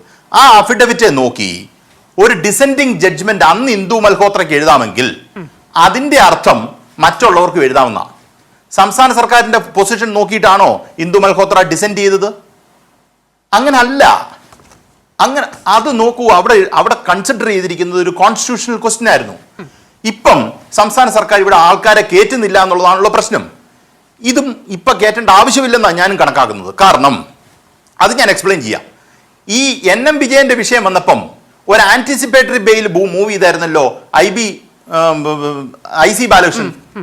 ആ IC ബാലകൃഷ്ണൻ ആന്റിസിപ്പേറ്ററി മൂവ് ചെയ്തപ്പോൾ അദ്ദേഹത്തെ അറസ്റ്റ് ചെയ്യത്തില്ല എന്ന് നമ്മൾ പറഞ്ഞായിരുന്നു, ഓർക്കുന്നുണ്ടോ? കാര്യം ആന്റിസിപ്പേറ്ററി കോടതിയുടെ പരിഗണനയിലിരിക്കുമ്പം നമ്മളത് അറസ്റ്റ് ചെയ്യുന്ന ഒരു ശീലമില്ല എന്ന് പറയുന്നത് പോലെ ശബരിമലയുമായി ബന്ധപ്പെട്ട കസ്റ്റമറി പ്രാക്ടീസ് ആര് ഡിസൈഡ് ചെയ്യണം, അത് എസെൻഷ്യൽ പ്രാക്ടീസ് ആണോ ഇല്ലയോ എന്നുള്ളത് ഹയർ കോൺസ്റ്റിറ്റ്യൂഷണൽ ബെഞ്ച് ഡിസൈഡ് ചെയ്യണം എന്ന് സുപ്രീം കോടതിയുടെ 5 അംഗ ബെഞ്ച് റിവ്യൂ പെറ്റീഷനകത്ത് പറഞ്ഞിട്ടുണ്ട്. ആ ക്വസ്റ്റ്യൻ ഓഫ് ലോ കേട്ട ശേഷം തിരിച്ച് ആ 5 അംഗ ബെഞ്ച് വീണ്ടും ഈ ക്വസ്റ്റ്യൻ ഓഫ് ലോ കേൾക്കണം. സ്ത്രീകളെ പ്രവേശിപ്പിക്കണോ വേണ്ടായോ എന്ന് കേൾക്കണം എന്നാണ് അന്നത്തെ റിവ്യൂ ഇതിനകത്ത് പറഞ്ഞിട്ടുള്ളത്. ബോബ്ഡെ അധ്യക്ഷനായ ബെഞ്ച് അതാ പറഞ്ഞിരിക്കുന്നത്. എന്ന് വെച്ചാൽ ഈ വിഷയം അപ്പവാലി നരസു മറ്റെല്ലാ കേസുകളിനെ അല്ലെങ്കിൽ ശിരൂർ മഠത്തിന്റെ കേസ് എല്ലാം കവർ ചെയ്ത ഒരു 9 അംഗ ബെഞ്ച് കേട്ട് അതിനകത്ത് ഇത് എസെൻഷ്യൽ പ്രാക്ടീസ് ആര് തീരുമാനിക്കും എന്നതിനെ അടിസ്ഥാനപ്പെടുത്തി 5 അംഗ ബെഞ്ച് ഈ പറയുന്ന 5 അംഗ ബെഞ്ച് പറഞ്ഞത് ശരിയാണോ തെറ്റാണോ എന്ന് തീരുമാനിക്കണം. അപ്പോഴേ അതിനകത്ത് ഫൈനാലിറ്റി ഉണ്ടാകത്തുള്ളൂ. ഇപ്പൊ ആ ജഡ്ജ്മെന്റ് നിങ്ങൾ പറയുമ്പോൾ സാങ്കേതികമായ ജഡ്ജ്മെന്റ് കൊണ്ടുവന്നു കഴിഞ്ഞാൽ ഇപ്പോഴും ലൈവ് അല്ലേ എന്ന് വേണം ചോദിക്കാം. പക്ഷേ അങ്ങനെ അതിനെ ലൈവ് എന്ന് വിളിക്കാൻ പറ്റില്ല. അത് ലൈവ് എന്ന് വിളിച്ചാൽ തെറ്റുണ്ട് അതിനകത്ത്. കാര്യം ആ വിഷയം ഈ ബെഞ്ച് വിധിച്ച 5 അംഗ ബെഞ്ച് തന്നെ വിധിച്ച വിഷയം 9 അംഗ ബെഞ്ച് കേൾക്കണമെന്ന് ആ 5 അംഗ ബെഞ്ച് തന്നെ റിവ്യൂ പെറ്റീഷനകത്ത് പറഞ്ഞിട്ടുണ്ട്. അങ്ങനെ ഇരിക്കുമ്പം ഇപ്പം തിരക്ക് പിടിച്ച് 5 അംഗ ബെഞ്ച് ആദ്യം വിധിച്ച വിധിയാണ് കറക്റ്റ് എന്ന് പറഞ്ഞ് സർക്കാർ ഒരു പൊസിഷൻ പൊസിഷൻ എടുക്കേണ്ട കാര്യമില്ല. അത് തെറ്റായ പൊസിഷനായി പോകും. അത് പിണറായി വിജയൻ അല്ല, ഉമ്മൻചാണ്ടിയാ മുഖ്യമന്ത്രിയെങ്കിലും അത് തെറ്റായ പൊസിഷനായി പോകും. You will be jumping into conclusion without hearing the Supreme Court. Let the supreme court make A statement. That means 9 അംഗ ബെഞ്ച് ഈ വിഷയത്തിൽ ഒരു അഭിപ്രായം പറഞ്ഞ ശേഷം അത് തിരിച്ച് 5 അംഗ ബെഞ്ചിലേക്ക് വന്ന് 5 അംഗ ബെഞ്ച് അതിനൊരു ക്ലാരിറ്റി ഉണ്ടാക്കിയ ശേഷം മാത്രം അവിടെ കയറ്റിയാൽ മതി. അതാണ് സംസ്ഥാന സർക്കാർ എടുത്തിരിക്കുന്ന പൊസിഷൻ. അത് കറക്റ്റ് പൊസിഷനുമാണ്. താങ്കൾ പറഞ്ഞതനുസരിച്ച് ഈ പറയുന്ന സംസ്ഥാന സർക്കാർ കൊണ്ടുകൊടുത്ത അഫിഡവിറ്റിലാണ് ഈ കാര്യങ്ങൾ കൈകാര്യം ചെയ്യുന്നു പറഞ്ഞാൽ അത് തെറ്റാണ്.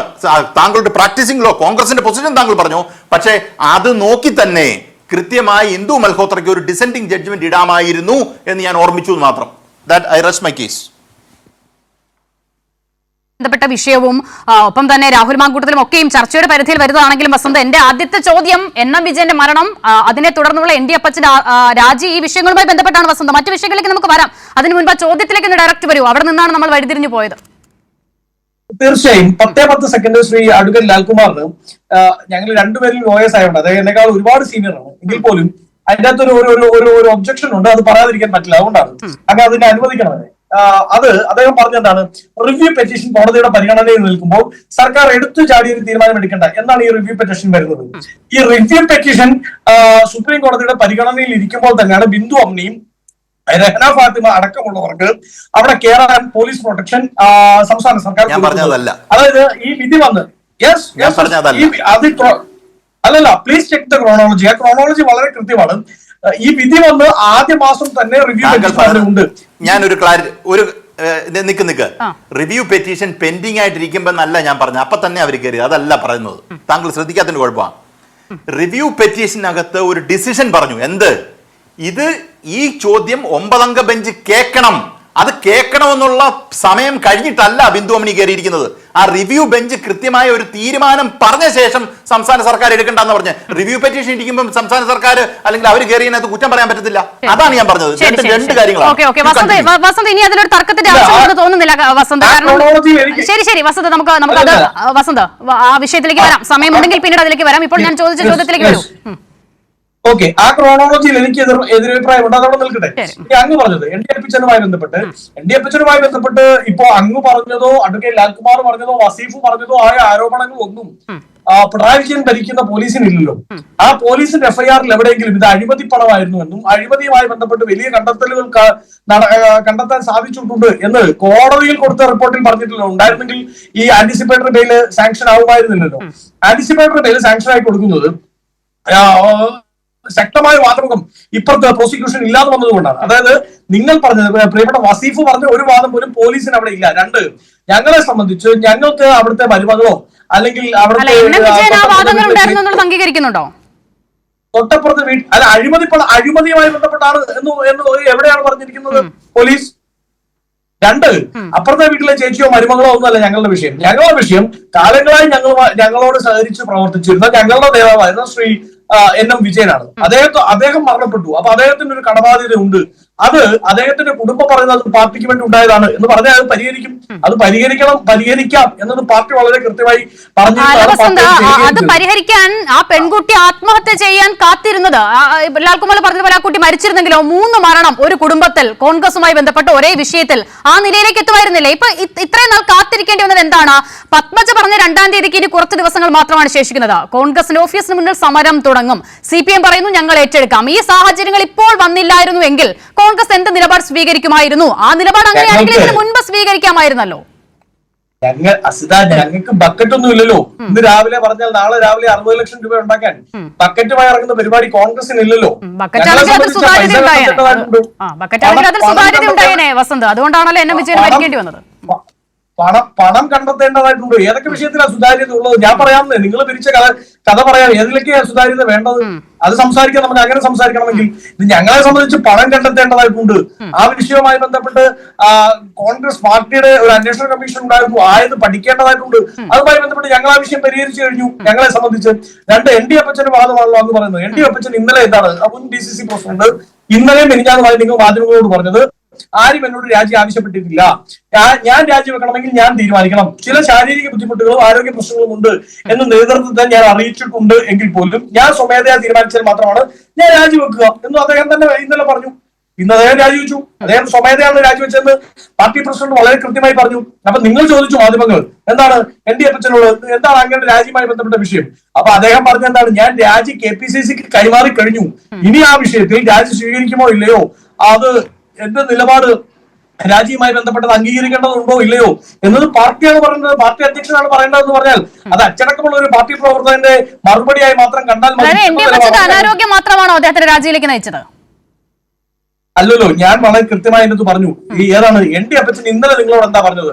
ഞാൻ രാജിവെക്കണമെന്ന് എന്നോട് ആരും ആവശ്യപ്പെട്ടിട്ടില്ല. അത് തന്നെയാണ് സത്യം. എനിക്ക് ചില ആരോഗ്യ പ്രശ്നങ്ങളുണ്ട്. വരുന്ന തെരഞ്ഞെടുപ്പുകൾ മുമ്പിൽ നിൽക്കുമ്പോൾ സംഘടനയെ ജില്ലയിൽ സദൃഢമായി ചലിപ്പിക്കണമെങ്കിൽ കുറച്ചുകൂടി യങ്ങറായിട്ടുള്ള ഒരാൾ വരട്ടെ എന്നുള്ളതാണ് നിലപാടെന്ന് അദ്ദേഹം തന്നെ പറഞ്ഞു. അതല്ല രാജിക്ക് കാരണം VD സതീശൻ പറഞ്ഞിട്ടുണ്ടല്ലോ, അവിടെ ഉരുത്തിരിഞ്ഞു വരുന്ന ഒരുപാട് പ്രശ്നങ്ങൾ, അതിനെ തുടർന്നാണ് രാജി, അത് അനിവാര്യമായ രാജിയായിരുന്നു എന്നാണല്ലോ VD സതീശൻ പറഞ്ഞിരിക്കുന്നത്. വസന്ത്, അല്ല, അദ്ദേഹത്തിന്റെ നിലപാടാണ് ഞാൻ പറഞ്ഞത്. ND അപ്പച്ചൻ തന്നെ ഇന്നലെ പറഞ്ഞ വാദമാണിത്. രണ്ട്, വയനാട് DCCയുമായി ബന്ധപ്പെട്ട് ചില പ്രശ്നങ്ങൾ ഉണ്ടായിട്ടുണ്ടെങ്കിൽ ആ പ്രശ്നങ്ങളുടെ ഒരു സാഹചര്യത്തിൽ ഈ രാജി നല്ലതല്ലേ? ഒന്ന്, വയനാടിനെ സംബന്ധിച്ച് ഇന്ത്യ മുന്നണിയുടെ തന്നെ ഏറ്റവും പ്രധാനപ്പെട്ട നേതാവ് അവിടെ മത്സരിക്കുന്ന ഒരു സീറ്റാണ്. നമ്മളെ സംബന്ധിച്ച് അഭിമാനപ്രദമായിട്ടുള്ള ജില്ലയാണ്. അങ്ങനെയാണെങ്കിൽ എല്ലാ ആരോപണത്തിന്റെ പരിധിയിലും ND അപ്പച്ചൻ മാത്രമല്ല IC ബാലകൃഷ്ണനും ഉണ്ട്. ഒരു DCC പ്രസിഡന്റിനേക്കാൾ ആക്കം കൂടുതലല്ലേ ഈ പറയുന്ന പ്രിയങ്ക ഗാന്ധിയെ പോലെ ഒരാൾ പ്രതിനിധാനം ചെയ്യുന്ന മണ്ഡലത്തിലെ ഒരു MLA? അല്ലല്ലോ, ഞാൻ പറഞ്ഞു ഞങ്ങളുടെ പാർട്ടിയെ സംബന്ധിച്ച് DCC PCC അധ്യക്ഷന്മാർക്ക് തന്നെയാണ് ഒന്നാമത്തെ പ്രാധാന്യം. അത് കഴിഞ്ഞിട്ടാണ് ജനപ്രതിനിധികൾക്ക് പ്രാധാന്യം.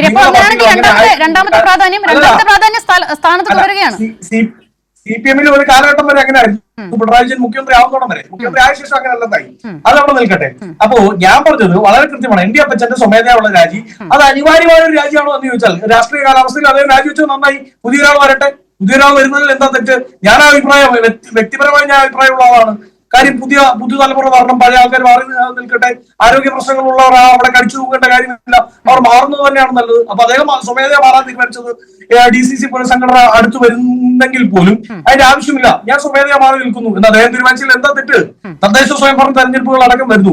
അങ്ങനെയുള്ള ഒരു സാഹചര്യത്തിൽ അദ്ദേഹം രാജിവെച്ച് മാറിയത് നന്നായി. ഇനി IC ബാലകൃഷ്ണനുമായി ബന്ധപ്പെട്ട് ഞാൻ അതിന് കൃത്യമായ ഉത്തരം പറഞ്ഞു കഴിഞ്ഞു. നിങ്ങളുടെ പോലീസിനില്ലാത്ത വാദം, ഏത് പിണറായി വിജയൻ നിയന്ത്രിക്കുന്ന ആഭ്യന്തര വകുപ്പിലെ പോലീസിനില്ലാത്ത വാദം, ഇതുവരെ പോലീസിന് ആയതുമായി ബന്ധപ്പെട്ട് മുമ്പോട്ട് കൊണ്ടുപോകാൻ പറ്റാത്ത വാദം, അത് CPM ഏറ്റെടുത്ത് നടപ്പിലാക്കുന്നെങ്കിൽ ഏറ്റവും കുറഞ്ഞ പക്ഷം നിങ്ങളുടെ കയ്യിലുള്ള റിപ്പോർട്ടും നിങ്ങളുടെ കയ്യിലുള്ള തെളിവുകളും ഈ അന്വേഷണവുമായി ബന്ധപ്പെട്ട് നിൽക്കുന്ന KPCCയുടെ അന്വേഷണ കമ്മീഷൻ തരുന്ന നിങ്ങളുടെ പോലീസിന് ഏറ്റവും കുറഞ്ഞ പക്ഷം കൊടുത്ത് IC ബാലകൃഷ്ണനെ അറസ്റ്റ് ചെയ്ത് തുറങ്കിലടക്കാനുള്ള നടപടിയുമായി മുമ്പോട്ട് പോകും.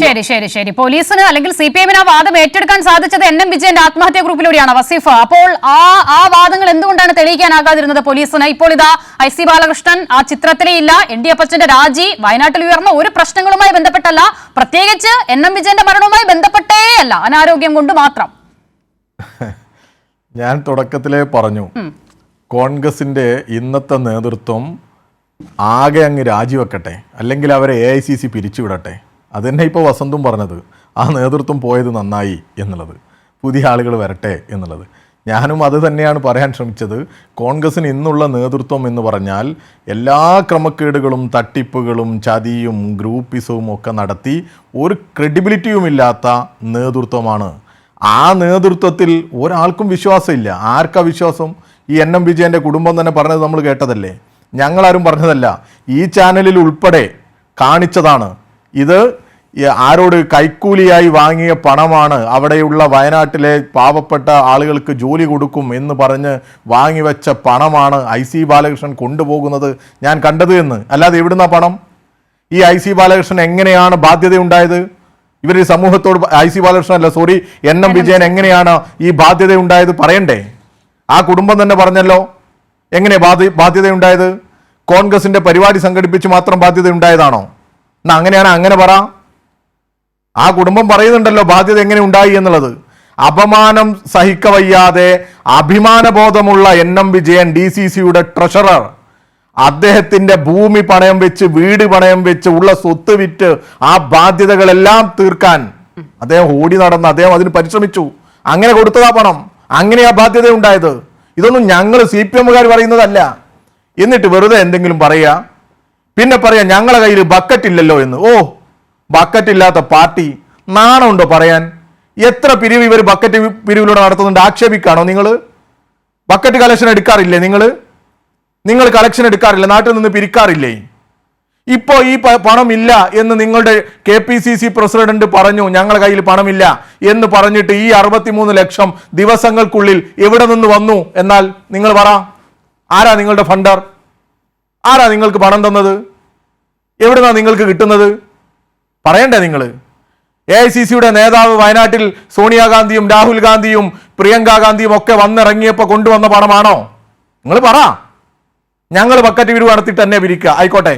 ഞങ്ങൾ ബക്കറ്റ് പിരിവും ജനങ്ങളുടെ അടുത്തു നിന്നും ഞങ്ങളുടെ പാർട്ടി പ്രവർത്തകരുടെ അടുത്തു നിന്നൊക്കെ പണം പിരിക്കുന്നവരാ. ബസന്തിന്റെ മുമ്പിൽ തന്നെ അനുഭവം ഉണ്ടല്ലോ. ഒരുപക്ഷെ ബസന്തിനും അഭിപ്രായം ഉണ്ടാവും. ഇപ്പൊ യൂത്ത് കോൺഗ്രസിന്റെ പ്രസിഡന്റിനെ കുറിച്ച് ചർച്ചയുണ്ട് സമൂഹത്തിൽ, അതൊരു വിഷയത്തിൽ. എന്നാൽ മറ്റൊരു ഭാഗമുണ്ട്, ഞങ്ങൾ ഉന്നയിച്ച ഭാഗം, ഈ നാട് ഉന്നയിച്ച ഭാഗം, ഇവിടുത്തെ മാധ്യമ പ്രവർത്തകരും യൂത്ത് കോൺഗ്രസിലെ പ്രവർത്തകരും ഒക്കെ ഉന്നയിച്ച ഭാഗം. ഈ വയനാട്ടിലെ യൂത്ത് കോൺഗ്രസിന്റെ ജില്ലാ നേതാക്കന്മാർ ചോദിച്ച ചോദ്യം, കണ്ണൂരിലെ DCCയുടെ ഭാരവാഹി ചോദിച്ച ചോദ്യം, അതിന്റെ വോയിസ് ക്ലിപ്പ് അടക്കം നമ്മുടെ കയ്യിലുണ്ട്. എവിടെ വയനാടിന് വേണ്ടി യൂത്ത് കോൺഗ്രസ് പിരിച്ച പണം? ഇല്ലേ, മറന്നുപോയോ നിങ്ങൾ? ആരോടാ നിങ്ങൾ പറയുന്നത്? എവിടെ വയനാടിന് വേണ്ടി? വയനാട്ടിൽ ഞങ്ങൾ DYFI 25 വീട് നിർമ്മിച്ചു കൊടുക്കുമെന്ന് പത്രസമ്മേളനം വിളിച്ചു പറഞ്ഞു. ഞങ്ങൾ പറഞ്ഞു ഗവൺമെന്റുമായി ചേർന്ന് ഞങ്ങൾ 25 വീട് നിർമ്മിച്ചു നൽകും, ഗവൺമെന്റ് പറയുന്ന മാനദണ്ഡങ്ങൾ പാലിക്കും. അങ്ങനെ പറഞ്ഞ് ആക്രി പെറുക്കാൻ തെരുവിലിറങ്ങി ഞങ്ങളുടെ സഖാക്കളുടെ വരുമാനത്തിന്റെ വിഹിതം, ഞങ്ങളുടെ സഖാക്കളുടെ അധ്വാനത്തിന്റെ വിഹിതം, അവരുടെ കല്യാണത്തിന് മറ്റു ഫംഗ്ഷനുകൾക്കൊക്കെ മാറ്റിവെച്ച പണത്തിന്റെ വിഹിതം, അതുപോലെ ഈ തെരുവിലിറങ്ങി ആക്രി പെറുക്കി വിൽപ്പന നടത്തി അങ്ങനെ ഞങ്ങൾ സമാഹരിച്ചത് 20,40,00,000 രൂപയാ. ഗവൺമെന്റ് പറഞ്ഞു ഒരു വീടിന് 20 ലക്ഷം രൂപ എന്ന് കണക്കാക്കണം. ഒരു സ്പോൺസർ 20 ലക്ഷം രൂപ തന്നാൽ ഒരു വീടായി കണക്കാക്കും. അങ്ങനെ വന്നപ്പോൾ ഞങ്ങൾ കൊടുത്തത് 100 വീടിനുള്ള പണമാണ്, 20 കോടി രൂപ. അങ്ങനെ കൈമാറിയ സംഘടനയാണ് ഞങ്ങൾ DYFI. ഞങ്ങൾ DYFIയോടൊക്കെ മത്സരിക്കുന്നവരാണല്ലോ നിങ്ങൾ, വലിയ വായിൽ തള്ളുന്നവരാണല്ലോ നിങ്ങൾ. എന്ത് വന്നാലും എന്തൊരു തള്ളലാ കോൺഗ്രസിന്റെയും ഈ യൂത്ത് കോൺഗ്രസിന്റെയും ഒക്കെ. എന്നിട്ട് ഈ രാജിവെച്ച് പോയ അല്ലെങ്കിൽ നിങ്ങൾ പുറത്താക്കിയ യൂത്ത് കോൺഗ്രസ് പ്രസിഡന്റ് എന്താ പറഞ്ഞത്? വയനാടിന് വേണ്ടി ഞങ്ങൾ പ്രഖ്യാപിച്ചപ്പോൾ അതിന്റെ പിറ്റേ ദിവസം വന്ന് അതിൽ കൂടുതൽ വീടുകളുടെ എണ്ണം പ്രഖ്യാപിച്ചവരാ യൂത്ത് കോൺഗ്രസ്. ഞങ്ങൾ 25 പറഞ്ഞപ്പോ 30 വീട് നിർമ്മിച്ചു കൊടുക്കുമെന്ന് പറഞ്ഞു. ഇതും കളവാണ് എന്ന് പറയോ? ഇത് ഞങ്ങളുടെ ആക്ഷേപമാണോ? ഞങ്ങൾ പറയുന്നതാണോ? ഈ നാടിന്റെ മുമ്പിൽ നിങ്ങൾ പറഞ്ഞതാണ്, മാധ്യമങ്ങളെ സാക്ഷി നിർത്തി നിങ്ങൾ പറഞ്ഞതാണ്. ഒരുപക്ഷെ ഞങ്ങളെക്കാൾ മീഡിയ വിസിബിലിറ്റി കിട്ടിയവരാ നിങ്ങൾ യൂത്ത് കോൺഗ്രസും എല്ലാം. ഇങ്ങനെയൊക്കെ പറഞ്ഞപ്പോ വലിയ കയ്യടി കിട്ടിയവരാ. എന്നിട്ടോ എവിടെയാ വീടിന്റെ പണം? എത്ര രൂപ കിട്ടി നിങ്ങൾക്ക്? നിങ്ങൾ പറഞ്ഞു, നിങ്ങളുടെ ഇപ്പോ പുറത്താക്കിയ യൂത്ത് കോൺഗ്രസിന്റെ അധ്യക്ഷൻ പറഞ്ഞു 83 ലക്ഷം രൂപ മാത്രമാണ് കിട്ടിയത്. 83 ലക്ഷം രൂപ മാത്രമാണ് കിട്ടിയത്. എവിടെ ആ ബാക്കി പണം എന്ന് ചോദിച്ചത് ആരാ? യൂത്ത് കോൺഗ്രസിന്റെ വയനാട്ടിലെ ഭാരവാഹികളാ. 14 പേരെയാണ് നിങ്ങൾ പുറത്താക്കിയത്. അങ്ങനെ ചോദ്യം ചോദിച്ചതിന് ക്യാമ്പിൽ പങ്കെടുത്ത യൂത്ത് കോൺഗ്രസിന്റെ അന്നത്തെ സംസ്ഥാന അധ്യക്ഷൻ പുറത്താക്കി. കണ്ണൂരിലും ഇതേ പ്രശ്നമുണ്ടായില്ലേ? ഇവിടെ സംസ്ഥാന ക്യാമ്പിൽ പ്രശ്നമുണ്ടായില്ലേ? ഈ ജനങ്ങളോട് പറ, നിങ്ങൾക്ക് ഇത്ര വലിപ്പേ ഉള്ളൂ. യൂത്ത് കോൺഗ്രസ് എന്ന് പറഞ്ഞാൽ ഈ പണം പിരിക്കാൻ തീരുമാനിച്ചപ്പോൾ DYFI ഉൾപ്പെടെയുള്ള സംഘടനകൾക്ക് 20,40,00,000 രൂപ ഈ സമൂഹം നൽകിയപ്പോൾ, ഈ സമൂഹത്തിൽ നിന്ന് സമാഹരിക്കാൻ സാധിച്ചപ്പോ 83 ലക്ഷം രൂപ മാത്രം സമാഹരിച്ച് വയനാടിന് വേണ്ടി വീടുണ്ടാക്കി കൊടുക്കാൻ പറ്റാത്തവരായി കേരളത്തിലെ യൂത്ത് കോൺഗ്രസും ഒക്കെ മാറി എന്ന് നിങ്ങൾ പറ. നിങ്ങൾ വെറുതെ അങ്ങ് പറഞ്ഞ് വലിയ ഷൈൻ ചെയ്തു പോകരുത്. നിങ്ങൾ വസ്തുതകൾ നിരത്തി പറയാൻ പറ്റണം. നിങ്ങൾക്ക് 83 ലക്ഷം രൂപ മാത്രമല്ല പിരിച്ചത്. ആ പിരിച്ച പണം കാണുന്നില്ല എന്നുള്ള ധ്വനിയിലല്ലേ നിങ്ങളുടെ കർഷക കോൺഗ്രസിന്റെ ഭാരവാഹി കണ്ണൂരുകാരൻ വാട്സപ്പിൽ നിങ്ങളുടെ ഗ്രൂപ്പിൽ ചർച്ച ചെയ്തത്? വയനാട്ടിലെ നേതാക്കൾ ചർച്ച ചെയ്തത്? എത്ര മാധ്യമ വാർത്തകൾ വന്നു? ഇതെല്ലാം ഒരു ഭാഗത്തുണ്ട്. അതുകൊണ്ട് നിങ്ങൾ ഈ കോൺഗ്രസ്, യൂത്ത് കോൺഗ്രസ് അടങ്ങുന്ന ഈ സംഘം ഈ കേരളത്തിലെ ജനങ്ങളുടെ മുമ്പിൽ ആ അപ്പാടെ വിശ്വസിക്കാൻ കൊള്ളാത്തവരുടെ ഒരു കൂടാരമായി മാറിയിട്ടുണ്ട്. പിന്നെ നിങ്ങൾ പറഞ്ഞു പാലക്കാട് MLAയുമായി മുകേഷിനെയൊക്കെ നിങ്ങൾ സമീകരിക്കുന്നത്. ഈ ജനം കേൾക്കുന്നുണ്ട് കേട്ടോ, ജനം കേൾക്കുന്നുണ്ട് ഇതെല്ലാം. ആ വിഷയവും ഈ വിഷയമൊക്കെ ഒന്നായി കണക്കാക്കാൻ പറ്റുമോ? കോടതി തന്നെ ഈ വിഷയത്തിൽ ഇടപെട്ട നിലപാട് എന്താണെന്ന് നിങ്ങൾക്ക് അറിയുന്നതല്ലേ? എൽദോസ് കുന്നപ്പള്ളി നിങ്ങളുടെ MLA അല്ലേ? വിൻസെന്റ് നിങ്ങളുടെ MLA അല്ലേ? നിങ്ങളുടെ ആഗ്രഹമാണ് അവരെയൊക്കെ കൂടി ഒന്ന് പറയണം എന്നുള്ളത്. വിൻസെന്റ് ജയിലിൽ പോയി തിരിച്ചിറങ്ങി ഈ കേസിന് ഇറങ്ങിയപ്പോൾ എന്താ ചെയ്തത്? നിങ്ങൾ മാലയിട്ടു സ്വീകരിച്ചു, മുദ്രാവാക്യം വിളിച്ചു, അഭിവാദ്യം വിളിച്ചു കൊണ്ടുവന്നു. ഏതോ സമര പോരാട്ടത്തിന് പങ്കെടുത്ത് തിരിച്ചിറങ്ങുന്നത് പോലെ സ്വീകരണം കൊടുത്തു നിങ്ങൾ കോൺഗ്രസ്. ഈ നാടിന് നിങ്ങൾ കൊടുക്കുന്ന സന്ദേശം എന്താ?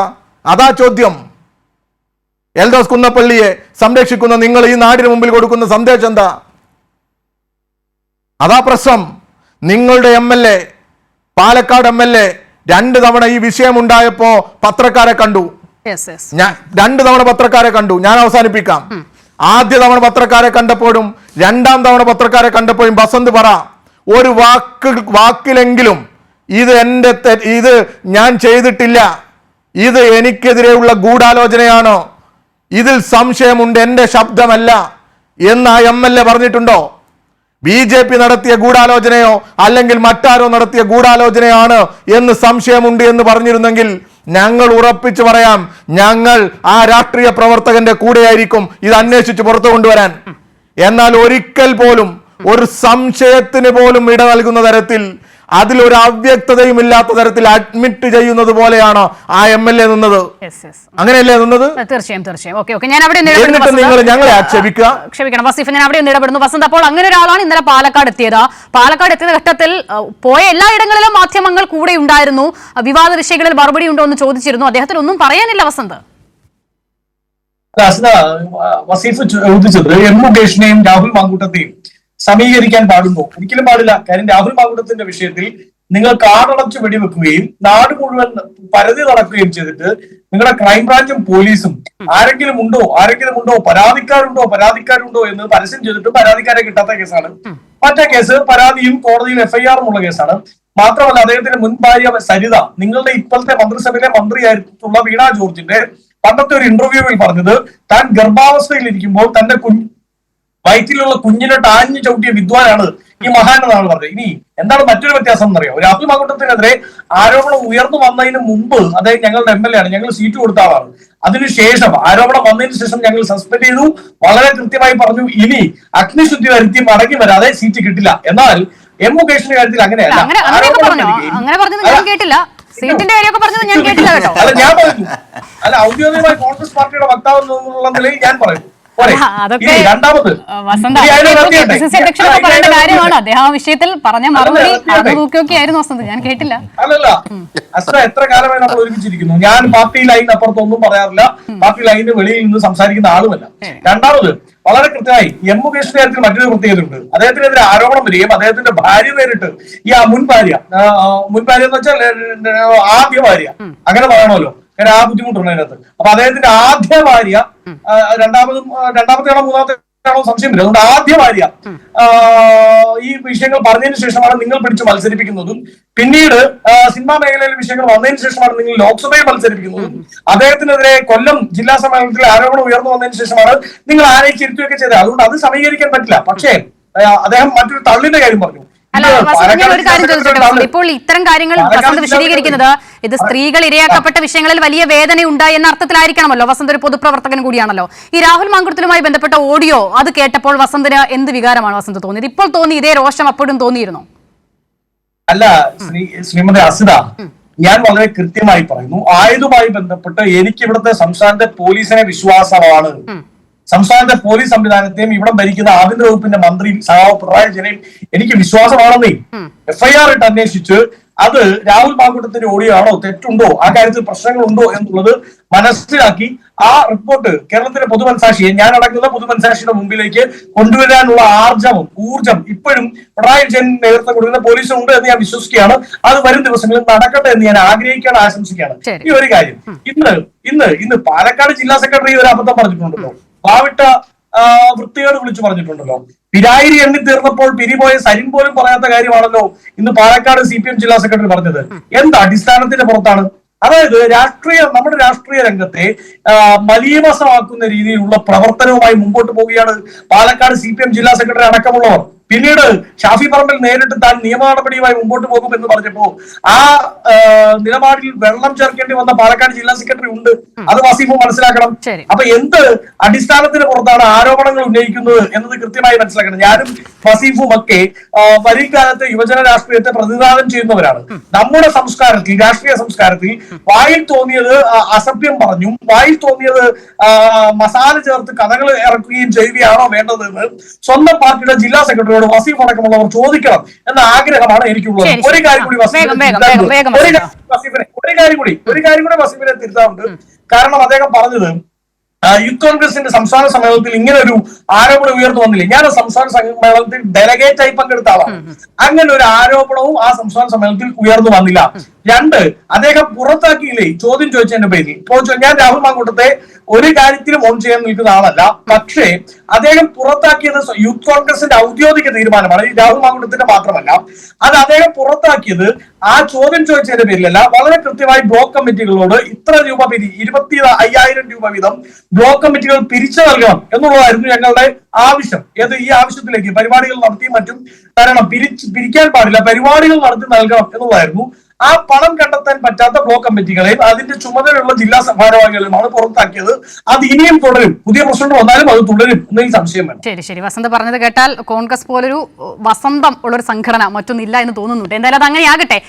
അഡ്വക്കേറ്റ് എൻ ലാൽകുമാർ അല്പം മുമ്പ് സംസാരിച്ചപ്പോൾ വസന്ത് രാഹുൽ മാങ്കൂട്ടത്തിൽ ഇന്നലെ പാലക്കാട് എത്തിയ സംഭവവുമായി ബന്ധപ്പെട്ട് ഒരു തരത്തിലും കോൺഗ്രസ് അദ്ദേഹത്തിന് അവിടെ പിന്തുണ കൊടുത്തിട്ടില്ല എന്ന നിലയിൽ പറയുകയാണ്. അപ്പോൾ നോക്കൂ, ഞാൻ ഇന്നലെ രാഹുൽ അവിടെ എത്തിയത് മുതലുള്ള ചില കാര്യങ്ങൾ പരിശോധിക്കുകയായിരുന്നു. പാലക്കാട് എത്തിയപ്പോൾ രാഹുലിന്റെ കൂടെ ഉണ്ടായിരുന്നത് KSU ജില്ലാ അധ്യക്ഷൻ നിഖിൽ കണ്ണാടി, യൂത്ത് കോൺഗ്രസ് നേതാക്കൾ അദ്ദേഹത്തിന്റെ ഒപ്പമുണ്ട്. നേരെ മണ്ണാർക്കാടേക്ക് പോകുന്നു, TJ പൗലോസിന്റെ വീട്ടിലേക്കാണ്. അവിടെ യൂത്ത് കോൺഗ്രസിന്റെ ജില്ലാ അധ്യക്ഷൻ അജയ് ഘോഷ് രാഹുലിനെ അനുഗമിക്കുന്നുണ്ട്. കൂടെ യൂത്ത് കോൺഗ്രസിന്റെ തന്നെ മറ്റ് ജില്ലാ നേതാക്കളുണ്ട്, KSUവിന്റെ നേതാക്കളുണ്ട്. ആ പോയ കാർ ഓടിച്ചിരുന്നത് KSUവിന്റെ ജില്ലാ അധ്യക്ഷൻ. അവിടെ നിന്നും തങ്കപ്പൻ, ബെന്നി ബഹന്നാൻ തുടങ്ങിയ ആളുകളെയൊക്കെ കാണുകയാണ്. അവിടെയാണ് മുൻപ് പറഞ്ഞതുപോലെ കൈകൊടുക്കലും ഇന്ന് VD സതീശൻ പറഞ്ഞ വൈഡർ ആംഗിൾ പൊളിറ്റിക്സ് അത് തന്നെയാകട്ടെ. KPCC ജനറൽ സെക്രട്ടറി അബ്ദുൽ മുത്തലിബും അവിടെ ഉണ്ടായിരുന്നു. അപ്പോൾ ഇവരെയൊക്കെ കാണുന്നുണ്ട്, കൈ കൊടുക്കുന്നുണ്ട്. മാലയിട്ടില്ല എന്നതൊഴികെ ബാക്കി സ്നേഹപ്രകടനങ്ങൾ അവിടെ നടക്കുന്നു. അതിനുശേഷം C ചന്ദ്രൻ, KPCC ജനറൽ സെക്രട്ടറി, മുഴുവൻ സമയവും അദ്ദേഹത്തിന്റെ കൂടെ നിന്ന് എല്ലാ കാര്യങ്ങളും നിയന്ത്രിക്കുന്നത് നമ്മൾ കണ്ടതാണ്. അതിനുശേഷമാണ് MLA ഓഫീസിലേക്ക് രാഹുൽ പോകുന്നത്. അതിനു മുൻപാണ് MLA ബോർഡ് വണ്ടിയിൽ നിന്നും എടുത്തു മാറ്റുന്നത്. MLA ഓഫീസിൽ കോൺഗ്രസിന്റെ നഗരസഭാ കൗൺസിലർമാരാണ് രാഹുൽ മാങ്കൂട്ടത്തിനെ സ്വീകരിക്കുന്നത്. ഒരു കോൺഗ്രസ് അനുഭാവിയായ സ്ത്രീ വന്നൊരു നിവേദനവും കൊടുക്കുന്നുണ്ട്. അത് മാധ്യമങ്ങളിലൊക്കെ വലിയ തരത്തിൽ ചിത്രീകരിക്കുകയും പ്രചരിപ്പിക്കുകയും ഒക്കെ ചെയ്യുകയും ചെയ്യുന്നുണ്ടായിരുന്നു. അപ്പോൾ ഇതാണ് ഇന്നലെ പാലക്കാട് എത്തിയ രാഹുൽ മാങ്കൂട്ടത്തിന് കോൺഗ്രസ് നൽകിയ പിന്തുണ. വസന്ത് പറയുന്നു ഒരു തരത്തിലും അത് ഉണ്ടായിട്ടില്ല എന്ന് പറയുന്നു. നേതാക്കളും അത് തന്നെ പറയുന്നു. അതായത് രാഹുൽ മാങ്കൂട്ടത്തിനെ ഇങ്ങനെയൊക്കെ നിങ്ങൾ സ്വീകരിക്കുന്നുണ്ടല്ലോ, അപ്പോൾ രാഹുൽ പാർട്ടിയിലുണ്ടോ എന്ന് ചോദിച്ചാൽ ഇല്ല. പക്ഷെ VD സതീശൻ പാർട്ടിക്ക് പുറത്താണ് എന്ന് പറയുമ്പോൾ ഇതാ പാലക്കാട് നേതാക്കളൊക്കെ ഈ വിധത്തിൽ കൂടെ നിന്ന് കെട്ടിപ്പിടിക്കുന്നു, സ്വീകരിക്കുന്നു. ഇങ്ങനെയൊക്കെയാണ്. വാസ്തവത്തിൽ രാഹുൽ എവിടെയാണ്? ലാൽകുമാർ, എന്താണ് തോന്നുന്നത് താങ്കൾക്ക്? വസന്ത് സാധാരണഗതിയിൽ നമ്മൾ സംസാരിക്കുമ്പോൾ വസന്തുമായിട്ട് നമ്മളൊരു ജെന്റിൽ കോൺവെർസേഷനിൽ ഇടപെടാൻ ശ്രമിക്കുന്ന ആൾക്കാരാണ് നമ്മൾ. വസന്തിന്റെ ബുദ്ധിമുട്ടുകൾ നമുക്ക് പലപ്പോഴും മനസ്സിലാവും. ഇന്ന് വസന്ത് പറഞ്ഞത് പാലക്കാട് അല്ലെങ്കിൽ രാഹുൽ മാങ്കൂട്ടത്തിന് സീറ്റേ കിട്ടില്ല, അത് കോൺഗ്രസിന്റെ ഉത്തമ ബോധ്യത്തിൽ നിന്ന് അദ്ദേഹം വ്യക്തമാകുന്ന രീതിയിൽ പറഞ്ഞതാണ്. ഞാൻ അതിൽ വലുതായിട്ട് പിടിക്കുന്നില്ല. കാര്യം എന്നറിയോ, അത് വസന്ത് വലിയ കുഴപ്പത്തിൽ ചെന്ന് ചാടും. ആ സ്റ്റേറ്റ്മെന്റിന്റെ ഒരു പ്രശ്നം, ഇതുപോലൊരു സ്റ്റേറ്റ്മെന്റ് മുമ്പ് കേരളത്തിൽ പറഞ്ഞത് ആരെന്നറിയോ? നിങ്ങളുടെ വക്താവായ BRM ഷഫീറാണ്. BRM ഷഫീർ പറഞ്ഞു കോൺഗ്രസിന് ഇങ്ങനൊരു പ്രശ്നമേ ഉദിക്കുന്നില്ല, കോൺഗ്രസിന് ഇദ്ദേഹത്തെ തഴഞ്ഞിരിക്കുന്നു എന്ന് പറഞ്ഞൊരു സ്റ്റേറ്റ്മെന്റ് അദ്ദേഹം പറഞ്ഞു ഏഷ്യാനെറ്റിന്റെ വിനു ബി ജോന്റെ ചർച്ചയിൽ. ആ ചർച്ചയിൽ തന്നെ പറഞ്ഞു ദയവ് ഇത് ഉപദ്രവിക്കരുത്, ഈ ബ്രേക്കിംഗ് കൊടുക്കരുതെന്ന് പറഞ്ഞു. കാര്യം ഇദ്ദേഹം പറഞ്ഞ സമയത്ത് എന്താ ചെയ്ത് ഏഷ്യാനെറ്റ് ചെയ്ത് എന്താ, ഏഷ്യാനെറ്റ് ഇതങ്ങ് ബ്രേക്ക് ചെയ്തു ഇദ്ദേഹത്തിനെ. കാര്യം കോൺഗ്രസിന്റെ വക്താവല്ലേ പറയുന്നത്, അവർക്ക് ബ്രേക്ക് ചെയ്യാമല്ലോ, അവർ ബ്രേക്ക് ചെയ്തു. ഇല്ലില്ല ഞാനല്ലത് പറയേണ്ട, KPCC പ്രസിഡന്റ് പോലെ ആൾക്കാരാ പറയേണ്ടതെന്നും പറഞ്ഞ് തടി തപ്പി എഴുന്നേറ്റ് ഓടുന്ന സീൻ നമ്മൾ കണ്ടതാണ്. വളരെ ജാഗ്രതയോടെ ഏഷ്യാനെറ്റ് കൊടുത്തിട്ട് ശരി വസന്തൻ എന്തോ ഞാൻ പറഞ്ഞു. ഞാനൊരു വാക്യത്തിലാണ് പറഞ്ഞത് അഗ്നിശുദ്ധി നടത്തി മടങ്ങി വരാത്ത പക്ഷം എന്ന് വളരെ കൃത്യമായി ഞാൻ പറഞ്ഞു. ശരി ശരി ലാൽ പറയൂ പറയൂ. ഇതൊക്കെ സംഭവന്നേ അൾട്ടിമേറ്റ്ലി അദ്ദേഹം അവിടുന്ന് എഴുന്നേറ്റ് ഓടി. അതാണ് അവർ ബ്രേക്ക് ചെയ്തു. അപ്പൊ അഗ്നിശുക്തി വരുത്തിയാൽ തിരിച്ചെടുക്കാന്നൊക്കെ ആണല്ലോ നമുക്ക് പറയാം. അത് പോട്ടെ. ഇവിടെ നമുക്ക് അദ്ദേഹം നിയമസഭയിലേക്ക് കഴിഞ്ഞ ദിവസം വരുന്ന കണ്ട ഞാൻ ആദ്യത്തെ സ്ട്രെച്ചിന് അദ്ദേഹത്തെ ഞാൻ സൂചിപ്പിച്ചതാണ്. നിയമസഭയിൽ വന്നപ്പം ആരാണ് അദ്ദേഹത്തെ അനുഗമിച്ചത്? അവിടെ തുടങ്ങാമല്ലോ നമുക്ക്. വി ഡി സതീശൻ, ഞാൻ ഇതെല്ലാം വിശ്വസിക്കുന്നത് വി ഡി സതീശനോട് അറിഞ്ഞുകൊണ്ടുള്ള കാര്യമെന്നാണ് എൻ്റെ അനുമാനം. അതല്ല എങ്കിൽ വി ഡി സതീശനെ ഇങ്ങനെ ഈ പറയുന്ന വി ഡി സതീശന്റെ മൂക്കിന് താഴെ കൂടെ ഈ പണിയെല്ലാം കാണിക്കുന്നത് ഒരു MLA വിചാരിച്ചാൽ നടക്കുമോ? ഞാൻ ഉറപ്പിച്ചു പറയുന്നു, കോൺഗ്രസിന്റെ ഉന്നതരായ മറ്റാൾക്കാരുണ്ടെങ്കിൽ മാത്രമേ, മറ്റാൾക്കാരുടെ സപ്പോർട്ട് ഉണ്ടെങ്കിൽ മാത്രമേ ഈ പറയുന്ന കാര്യം രാഹുൽ മാങ്കൂട്ടത്തിന് ചെയ്യാൻ പറ്റൂ. അത് ഈ പറയുന്ന കാര്യങ്ങളെല്ലാം ചെയ്യുന്നത് രാഹുൽ മാങ്കൂട്ടം വഴി യഥാർത്ഥത്തിൽ കോൺഗ്രസിന്റെ ഒരു പക്ഷം ഇദ്ദേഹത്തിനെതിരെ നിൽക്കുക, സതീശനെതിരെ നിൽക്കുകയാണ്. അത് നിങ്ങളുടെ ഗ്രൂപ്പ് സമവാക്യത്തിന്റെ പ്രശ്നമാണ്. ഈ ഗ്രൂപ്പ് സമവാക്യത്തിന്റെ പ്രശ്നം ഈ രാഹുൽ മാങ്കൂട്ടവുമായി ബന്ധപ്പെട്ട വിഷയത്തിൽ തന്നെ പലയിടത്തും സൈബർ പ്രശ്നമായിരുന്നേ. നമ്മളിതിപ്പോ ഒരു ദിവസം കൊണ്ട് കണ്ടതല്ലോ, കുറെ ദിവസങ്ങളായി കണ്ടോണ്ടിരിക്കുകയാണല്ലോ. ഇത് നമ്മൾ കണ്ടോണ്ടേ ഇരിക്കുകയാണല്ലോ. ഇതിൽ നിന്ന് അങ്ങനെ ഒഴിഞ്ഞു പോകാൻ പറ്റുന്ന ഒരു സാഹചര്യമല്ല. ഞാൻ ഉറപ്പിച്ചു പറയുന്നു, ഇത് തമ്മിൽ തല്ലിലാണ് നിൽക്കുന്നത്. അതിന് എനിക്ക് ഒരു സംശയവുമില്ല. ഇവിടെ പിന്നെ ഓഡിയോ ഇപ്പം വസന്ത് പറഞ്ഞതും വസന്ത് ഓൺ ചെയ്യുന്നില്ല എന്നൊക്കെ പറഞ്ഞു. വസന്ത് അത്ര എക്സ്ക്യൂസ് തന്നെ പറയേണ്ട കാര്യമില്ല. കോൺഗ്രസിൽ നിന്ന് സസ്പെൻഡഡ് ആയിട്ടുള്ള ഒരാളെ ഡിഫെൻഡ് ചെയ്യേണ്ട കാര്യം വസന്തിന് എന്താ? രാഹുൽ മാങ്കൂട്ടത്തിനെതിരെ ഒരു തെളിവ് പോലും ഇല്ല എന്നും വസന്ത് പറയേണ്ട കാര്യമില്ലല്ലോ. എന്തിനാ വസന്ത് ഈ വസന്തിന്റെ ഭാഷ്യത്തിൽ ഇദ്ദേഹം കോൺഗ്രസിന് പുറത്താണല്ലോ. അപ്പൊ എന്തിനാ എക്സ്ക്യൂസ് പറയുന്നത്? അതിന്റെ ആവശ്യമില്ല. വസന്ത് പറഞ്ഞത് ഞാനിത് പറയുന്നില്ല എന്ന് പറഞ്ഞ്, ഒരു തെളിവ് പോലും ഇല്ല എന്ന് പറഞ്ഞ് ഈ പറഞ്ഞ മുകേഷുമായിട്ടുള്ള കമ്പാരിസൺ വെച്ച് മുന്നോട്ട് വെക്കുന്നത് യഥാർത്ഥത്തിൽ രാഹുൽ മാങ്കൂട്ടത്തിനെ ന്യായീകരിക്കുകയാണ്. അതല്ലേ സംഭവിച്ചത്? ഈ പറഞ്ഞ വിഷ്വൽസുമായി ബന്ധപ്പെട്ട്, ഈ ഓഡിയോ ക്ലിപ്പുമായി ബന്ധപ്പെട്ട് രാഹുൽ മാങ്കൂട്ടത്തിനോട് അഭിപ്രായം ചോദിച്ചു. അദ്ദേഹത്തിന് അന്തസ്സായിട്ട് പറയാമല്ലോ ഇത് എന്റെ അല്ലാന്ന്. വസന്ത് സിറിയക്കിന്റെ ഒച്ചയാണ്, ആ ശബ്ദമാണ് ഇങ്ങനെ വരുന്നതെങ്കിൽ വസന്തിന്റെ മുന്നിൽ മാധ്യമപ്രവർത്തകർ നിൽക്കുമ്പം വസന്തിനോടൊരു ചോദ്യം ചോദിച്ചാൽ, നിങ്ങൾ അപ്പുറത്ത് ഒരാള് മോശമായ രീതിയിൽ അനുഭവിക്കപ്പെട്ട ഒരാള് നിങ്ങളോട് സംസാരിക്കുന്നു, ഇത് നിങ്ങളുടെ ശബ്ദമാണോ എന്ന് ചോദിച്ചാൽ വസന്ത് എന്ത് പറയും? ലാൽകുമാർ എന്ത് പറയും? വസീഫ് എന്ത് പറയും? ഉയർന്ന് എഴുന്നേറ്റ് എന്ന് പറയും, എന്റെ ശബ്ദമല്ല. ശബ്ദമാണെങ്കിൽ രക്ഷപ്പെടില്ല. കാര്യം നമ്മുടെ ശബ്ദം വളരെ ഫെമിലിയർ ആണ്. ലാൽകുമാറിന്റെ ശബ്ദമോ രാഹുൽ മാങ്കൂട്ട ശബ്ദമോ ഒക്കെ നാട്ടുകാർക്ക് നല്ല പരിചയമാണ്. നിങ്ങൾ മാറ്റി വെച്ചിട്ട് കേട്ടാലും മനസ്സിലാവും. വസന്ത് അങ്ങനെ, അതുകൊണ്ടാണ് അദ്ദേഹം അതിൽ നിന്ന് ഒഴിഞ്ഞില്ലല്ലോ. രാഹുൽ മാങ്കൂട്ടത്തിന് വേണ്ടി ഏറ്റവും കൂടുതൽ കേരളത്തിൽ ഡിഫൻസ് ചെയ്യുന്ന ആരാന്നറിയോ? ഡിഫൻസ് ഇടുന്നത് രാഹുൽ ഈശ്വർ തന്നെ സംഭവിച്ചു. ഈ ഡിഫൻസ് ഇടുന്ന രാഹുൽ ഈശ്വർ തന്നെ സംഭവിച്ചു. അത് രാഹുൽ മാങ്കൂട്ടത്തിന്റെ ശബ്ദമാണ്, അതിൽ നിന്ന് നമുക്ക് ഒഴിഞ്ഞൊന്നും പോകാൻ പറ്റത്തില്ലെന്ന് പറഞ്ഞു. ഇതങ്ങ് പറഞ്ഞാൽ പോരെ? ഈ പറഞ്ഞ എന്റെ ശബ്ദമാണോ? എന്റെ ശബ്ദമാണ് എങ്കിൽ അപ്പുറത്ത് നിൽക്കുന്നത് ആര് എന്നുള്ള ചോദ്യങ്ങൾ വരും. നോക്കൂ, അപ്പുറത്ത് നിൽക്കുന്ന ഒരു വസന്തിനോടാണ് ഞാൻ പറയുന്നത്. വസന്തിനോട് എനിക്ക് സ്നേഹമുള്ളതുകൊണ്ടാണ് പറയുന്നത്. അപ്പുറത്ത് നിൽക്കുന്ന നിസ്സഹായ ഒരു സ്ത്രീ ഉണ്ടല്ലോ, അവര് മാരിഡ് അല്ല, അവർക്ക് പുറത്തു വന്ന് സംസാരിക്കാൻ പറ്റില്ല. അവർ സംസാരിച്ചാൽ അവരുടെ ജീവിതം മൊത്തം പോകും. ഒരാൾ ഈ പറയുന്ന തോന്നിവാസം ചെയ്തതിനെ അടിസ്ഥാനപ്പെടുത്തി അവർക്ക് ഇനി ഈ നാട്ടിൽ ജീവിക്കേണ്ടതല്ലേ? അവരെന്ത് പറയണം? അവർക്കൊരു വിവാഹം കഴിച്ച് ജീവിക്കണ്ടേ? അപ്പൊ അവരെന്ത് പറയണം? ഞാൻ എന്നെ ഗർഭിണിയാക്കിയത് ഇയാളാണെന്ന് പരസ്യമായിട്ട് പറയണോ? അവർക്കത് പറയാൻ പറ്റാത്ത സാഹചര്യമാണ്. ആ എവിഡൻസ് വരത്തില്ല എന്ന് അറിഞ്ഞിട്ട് കോൺഗ്രസ് കളിക്കുന്ന കളിയുണ്ടല്ലോ. കാര്യം എന്താ? വരട്ടെ, പ്രൂവ് ചെയ്യട്ടെ. അത് പ്രൂവ് ചെയ്യാൻ പറ്റില്ല. അത് പ്രൂവ് ചെയ്യാൻ ഒരു പോലീസിനും ഒരു കോടതിക്കും അത് പ്രൂവ് ചെയ്യാൻ പറ്റില്ല. കാര്യം ഒരാൾ അവിടെ കയറി വന്ന് നിന്ന് എന്നെ ഇയാൾ മോശമായി ചെയ്തു, സെക്ഷലി മൊളസ്റ്റ് ചെയ്തു, എന്നെ പ്രഗ്നൻസിയിലേക്ക് തള്ളിവിട്ടു എന്ന് പറയാതെ ഒരു കാരണവശാലും അത് പ്രൂവ് ചെയ്യാൻ പറ്റില്ല. അപ്പം നമ്മൾ ചോദിക്കുന്നത് എന്താ? അപ്പോഴാണ് പൊളിറ്റിക്കൽ മൊറാലിറ്റിയുടെ ചോദ്യം വരുന്നത്. ആ പൊളിറ്റിക്കൽ മൊറാലിറ്റിയുടെ ചോദ്യം എന്ത്? നിങ്ങളുടെ ശബ്ദമാണോ ഇത്? ആ ശബ്ദമല്ല നിങ്ങൾ പറയാത്ത പക്ഷം നിങ്ങളുടെ ശബ്ദമാണോ? അത് അവിടെ അഡ്വേഴ്സ് ഇൻഫറൻസ് ആണ്. നിങ്ങളുടെ ശബ്ദമാണെങ്കിൽ നിങ്ങൾ ഈ ഗർഭവുമായി ബന്ധപ്പെട്ട കാര്യം, ഗർഭം അലസിക്കുന്നതുമായി ബന്ധപ്പെട്ട കാര്യം, ഈ ചാറ്റുമായിട്ട് ബന്ധപ്പെട്ട കാര്യം നിങ്ങൾ എന്തിന് സംസാരിക്കുന്നു? അടുത്ത ചോദ്യമാണ്. ഇങ്ങനെ കുറെ ചോദ്യങ്ങളോടുണ്ട്. അത് ആദ്യം ഇദ്ദേഹം അഡ്മിറ്റ് ചെയ്യണോ അല്ലെ റിജക്ട് ചെയ്യണം? റിജക്ട് ചെയ്യുകയാണെങ്കിൽ നമുക്ക് എന്നാ ഇത് ഓഡിയോ ചെക്കിന് വിട്ടാലോ എന്ന് നമുക്ക് വേണേൽ ആലോചിക്കാം. നമുക്ക് ഫോറൻസിക്കിന് വിടാം. ഇദ്ദേഹത്തിന്റെ ശബ്ദവും മറ്റേ ശബ്ദവും കൂടെ ചേർത്ത് ഇത് നിങ്ങളുടെ ആണോ എന്ന് നമുക്കൊന്ന് പരിശോധിക്കാം. നിങ്ങൾ തയ്യാറാണോ എന്നൊരു ചോദ്യം ഇവിടുത്തെ രാഷ്ട്രീയ പ്രവർത്തകർക്ക് ചോദിക്കാൻ പറ്റും, സാമൂഹ്യ പ്രവർത്തകർക്ക് ചോദിക്കാൻ പറ്റും. അപ്പൊ അദ്ദേഹം ഉണ്ടല്ലോ, അദ്ദേഹത്തിന് അറിയാം ഈ ചോദ്യം വരുമെന്ന്, അതുകൊണ്ടാണ് മിണ്ടായിരിക്കുന്നത്. അത് വസന്തിനും അറിയാം. ഒരു ഫോറൻസിക് സാധനം എടുത്താൽ പോരെ? ഓഡിയോയുടെ കാര്യം എടുത്തു കഴിഞ്ഞാൽ ക്ലിയർ ആയിട്ട് കിട്ടത്തില്ലേ നിങ്ങൾ എവിടെയാണ് പോയി നിൽക്കുന്നത്, ഇദ്ദേഹത്തിന്റെ ശബ്ദമാണോ എന്ന്? അങ്ങോട്ട് ചെല്ലുന്നതിന് മുമ്പ് ചെക്ക് ചെയ്യാതെ അവർ എഴുതി വിടും ഇത് ഇദ്ദേഹത്തിന്റെ ശബ്ദമാണ്. ആർക്കും അവിടെ സംശയം? അസിദ്ദിക്ക് സംശയമുണ്ടോ? വസീഫിന് സംശയമുണ്ടോ? ഒരാർക്കും സംശയമില്ല. ഈ പറയുന്ന രാഹുൽ ഗാന്ധിക്ക് പോലും സംശയമില്ല. ഇതാണ് സത്യം. ആ ബോധ്യപ്പെടുത്തുന്നതിനെ അടിസ്ഥാനപ്പെടുത്തിയാണ് നിങ്ങൾക്ക് ഇദ്ദേഹത്തെ പുറത്താക്കേണ്ട വന്നത്. അത് കംപ്ലൈന്റ് ഇല്ലാതെ വരും. കംപ്ലൈന്റ് ഒരിക്കലും നിങ്ങളിലേക്ക് വരില്ല എന്ന് നിങ്ങൾക്ക് അറിഞ്ഞതുകൊണ്ട് നിങ്ങൾ പറയുകയാണ് പോലീസിന്റെ കയ്യിൽ എല്ലാ കാര്യങ്ങളും കിടപ്പുണ്ടല്ലോ, പ്രൂവ് ചെയ്തോണ്ടോ. അത് രാഷ്ട്രീയ പ്രവർത്തനമല്ല. കാര്യം നിങ്ങളെ അപ്പുറത്ത് നിർത്തി നിങ്ങളുടെ ശബ്ദമാണെന്ന് പറയുന്ന നിങ്ങളുടെ വാട്സപ്പിന്റെ ചാറ്റിന്റെ സ്ക്രീൻഷോട്ട് വരുന്ന, ഫേസ്ബുക്കിന്റെ സ്ക്രീൻഷോട്ട് വരുന്ന ആ വിഷയത്തിൽ ഇത് നിങ്ങളുടെയാണോ എന്ന ചോദ്യത്തിന് ഇത് എന്റെ അല്ല എന്ന് ഒരു MLA എഴുന്നേറ്റ് നിന്ന് ഉറക്കെ വിളിച്ചു പറയണം. അത് പറഞ്ഞില്ല എങ്കിൽ അത് അന്തസ്സില്ലാത്ത രാഷ്ട്രീയമാണ്.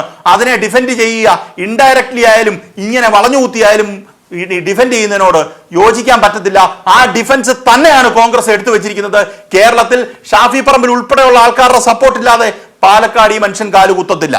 ഇതിനു മുൻപ് ഇവിടെ എൽദോസ് കുന്നപ്പള്ളി ഉൾപ്പെടെയുള്ള ആളുകളുടെ കാര്യം വിശദീകരിച്ചു. അവർക്കെതിരെ ഉണ്ടാകാത്ത പാർട്ടി നടപടി രാഹുൽ മാങ്കൂട്ടത്തിനെതിരെ ഉണ്ടാകുന്ന ഘട്ടത്തിൽ തന്നെ ആ വിഷയത്തെ കോൺഗ്രസ് അല്ലെങ്കിൽ രാഹുൽ മാങ്കൂട്ടത്തിൽ അത് ചെയ്തു എന്ന് പാർട്ടി ഓൺ ചെയ്യുന്നു എന്നുള്ളത് തന്നെയാണ് അർത്ഥം. പിന്നീട് എന്തിനാണ് അതിനപ്പുറം ഒരു സംരക്ഷണം? വസന്ത്, അഡ്വക്കേറ്റ് ലാൽകുമാർ പറഞ്ഞൊരു കാര്യത്തിന് ഉത്തരം പറയാം. അതായത് അദ്ദേഹം പറഞ്ഞത് ആർക്കും മനസ്സിലാവുമല്ലോ ഇത് രാഹുൽ മാങ്കൂട്ടത്തിന്റെ ശബ്ദമാണ്. ഇപ്പൊ എന്റെ ശബ്ദമാണെങ്കിലും ലാൽകുമാറിന്റെ ശബ്ദമാണെങ്കിലും ഒക്കെ പൊതുജനങ്ങൾക്ക് പരിചിതമാണ്. കാര്യം നമ്മൾ ദൃശ്യമാധ്യമങ്ങളിൽ സംവദിക്കുന്നവരാണല്ലോ. അപ്പൊ രാഹുൽ മാങ്കൂട്ടത്തിന്റെ ശബ്ദം അങ്ങനെയൊക്കെ തന്നെയാണ്. പക്ഷെ അത് അങ്ങനെയാണോ അല്ലയോ എന്നത് നിയമപരമായി പ്രൂവ് ചെയ്യപ്പെടേണ്ടതുണ്ട്.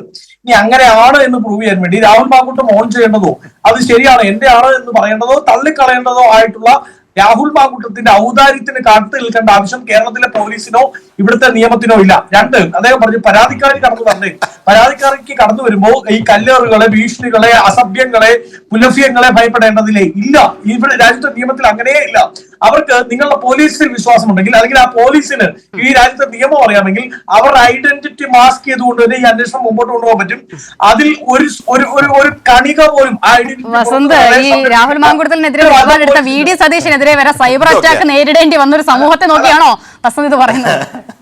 അല്ലെന്നേ, അല്ല ഞാൻ പറയാം, പോലീസിന്റേതാണ്. പോലീസ് അത് ചെയ്തില്ലെങ്കിൽ ആ അറ്റാക്ക് ഉണ്ടാവും. രണ്ടാമത് മറ്റൊരു കാര്യം, ഈ കാര്യത്തെ മുഴുവൻ റദ്ദ് ചെയ്യാൻ, ഞങ്ങളുടെ വാദങ്ങളെ മുഴുവൻ റദ്ദ് ചെയ്യാൻ CPM-ന് പറ്റും. എപ്പോഴാണെന്ന് അറിയാമോ? ഈ വോയിസ് നിങ്ങൾ സയന്റിഫിക് അന്വേഷണത്തിന് വിടുന്നേ, അതിനുള്ള ലീഗൽ ഗ്രൗണ്ട്സ് ഇല്ല. അങ്ങനെ വിട്ടാൽ ഇത് പൊളിയും. അതുവരെ ഇത് കത്തിച്ചു നിർത്തിയാണ് പൊളിറ്റിക്കലി നല്ലത് എന്ന് CPM-ന് ബോധ്യപ്പെട്ടത് കൊണ്ടാണ് ആ സാഹസത്തിന് CPM മുതലാക്കുന്നത്. പറയാൻ രാഹുലിന് ധൈര്യമില്ലല്ലേ? വേണ്ടല്ലോ, ആണെന്ന് പ്രൂവ് ചെയ്യാൻ പോലീസ് രാഹുലിന്റെ ഔദാര്യം എന്തിനാ? എന്താണ് പുറത്തുവിട്ട ചാനലിൽ നിന്ന്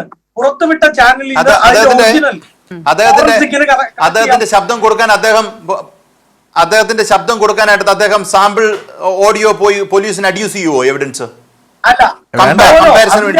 ചെയ്യുവോ? വസന്ത് വക്കീലാണെന്നാണ് ഞാൻ കരുതുന്നത്. ഇവിടെ ഇപ്പൊ ഇന്ന് നേരത്തെ പറഞ്ഞു ഷാഫി പറമ്പിൽ കേസ് കൊടുക്കുന്നു പറഞ്ഞു ഇല്ലേ? ഇന്നിപ്പോ നടത്തിയ ഒരു സ്റ്റേറ്റ്മെന്റിന് അപ്പൊ തന്നെ വന്നു ഷാഫി പറഞ്ഞു ഞാൻ നിയമ നടപടി സ്വീകരിക്കുമെന്ന്. എന്താ നിങ്ങളുടെ MLA യൂത്ത് കോൺഗ്രസിന്റെ സംസ്ഥാന അധ്യക്ഷൻ അങ്ങനെ ഒരു വാചകം പറയാത്തത്? ഒരു ചെറിയ വാചകം പറയാന്നേ, അല്ലാതെ ഈ വോയിസ് അദ്ദേഹത്തിന്റെ ആണോ അല്ലേ എന്നുള്ളത് ആർക്കാ സംശയം? ഞങ്ങൾക്ക് ആർക്കോ സംശയമുണ്ടോ? ഇത് ആർക്കാ അതിന് ഉത്തരവാദിത്വം? നിങ്ങൾ ആരോടാണ് ഈ വിഡ്ഢിത്തരം പറയുന്നത്? ഇത്ര ഗതികേടാ നിങ്ങൾക്കുള്ളത്. അപ്പോൾ വസ്തുത തന്നെ വിശ്വസിക്കുന്നുണ്ട് ഇങ്ങനെ ഒരു ആരോപണം വരുമ്പോൾ ഒരു തെറ്റുമില്ലെന്നുണ്ടെങ്കിൽ ഒരു പൊളിറ്റീഷ്യൻ, ഒരു രാഷ്ട്രീയ പ്രവർത്തകൻ ഈ നിലയിൽ നിയമ നടപടിയിലേക്കൊക്കെ പോകുമെന്ന് പ്രതികരിക്കുന്നു. വേറൊരു കാര്യം ഞാൻ ചോദിച്ചോട്ടെ, യൂത്ത് കോൺഗ്രസ് 25,000 രൂപയാണോ ഒരു മണ്ഡലത്തിൽ നിന്ന് പിരിക്കാൻ തീരുമാനിച്ചത്? 25,000 രൂപയാണോ പിരിക്കാൻ തീരുമാനിച്ചത്? വസന്ത്, വിശദമായ ചോദ്യങ്ങളിലേക്ക് സമയമില്ല. വസന്ത് പറഞ്ഞോളൂ. അപ്പോൾ രാഹുൽ മാങ്കൂട്ടത്തിൽ എന്നോട് പറയാൻ കഴിയുന്നില്ല, ഷാഫിക്ക് അത് പറയാൻ കഴിഞ്ഞു. അല്ലല്ലോ, ഡിഫമേഷൻ ഫയൽ ചെയ്യും എന്നതിന് തുല്യമായ മറ്റൊരു വാദമാണ് അദ്ദേഹം പറഞ്ഞത്. എന്ത് പോലീസ് കേസെടുത്തിട്ടുണ്ട്, അന്വേഷണം നടക്കട്ടെ, ഞാൻ അതിൽ വിശ്വസിക്കുന്നു എന്ന് പറഞ്ഞാൽ അത് പോരാ വസന്ത്, ഉടായ്പ കയ്യില് വെക്ക്. ഒരു വാക്കുണ്ടെങ്കിലും പറ, ഒന്ന് പറ. എന്റേതല്ല, എനിക്കതിൽ അവ്യക്തതയുണ്ട്, അതിൽ സംശയമുണ്ട്, എനിക്ക് പരാതിയുണ്ട്. നിങ്ങൾ പറ. പോട്ടെ, KPCC കൊടുക്കോ? ഒരു KPCC പോട്ടെ, വസന്ത് കൊടുക്കും. വക്കീലല്ലേ, വലിയ ചെലവുമില്ലല്ലോ, വസന്ത് കൊടുക്കും. ഇങ്ങനെ രാഹുൽ മാങ്കൂട്ടത്തിനെ അപമാനിക്കാൻ വേണ്ടി ഇങ്ങനെ ഒരു വോയിസ് റെക്കോർഡ് വരുന്നുണ്ട്. ഒരു വോയിസ് റെക്കോർഡ് ഉണ്ട്. അത് പ്രക്ഷേപണം ചെയ്ത റിപ്പോർട്ടർ ചാനലിനും അത് പ്രക്ഷേപണം ചെയ്ത മാധ്യമങ്ങൾക്കും ഒക്കെ അല്ല, അതൊന്നും കൊടുക്ക്. എന്തൊരു നാണക്കേടാണ് എന്റെ വസന്തേ. നിങ്ങളുടെ KPCC കൊടുക്ക്. നിങ്ങളുടെ നേതാവിനെയല്ലേ പുറത്താക്കിയത്?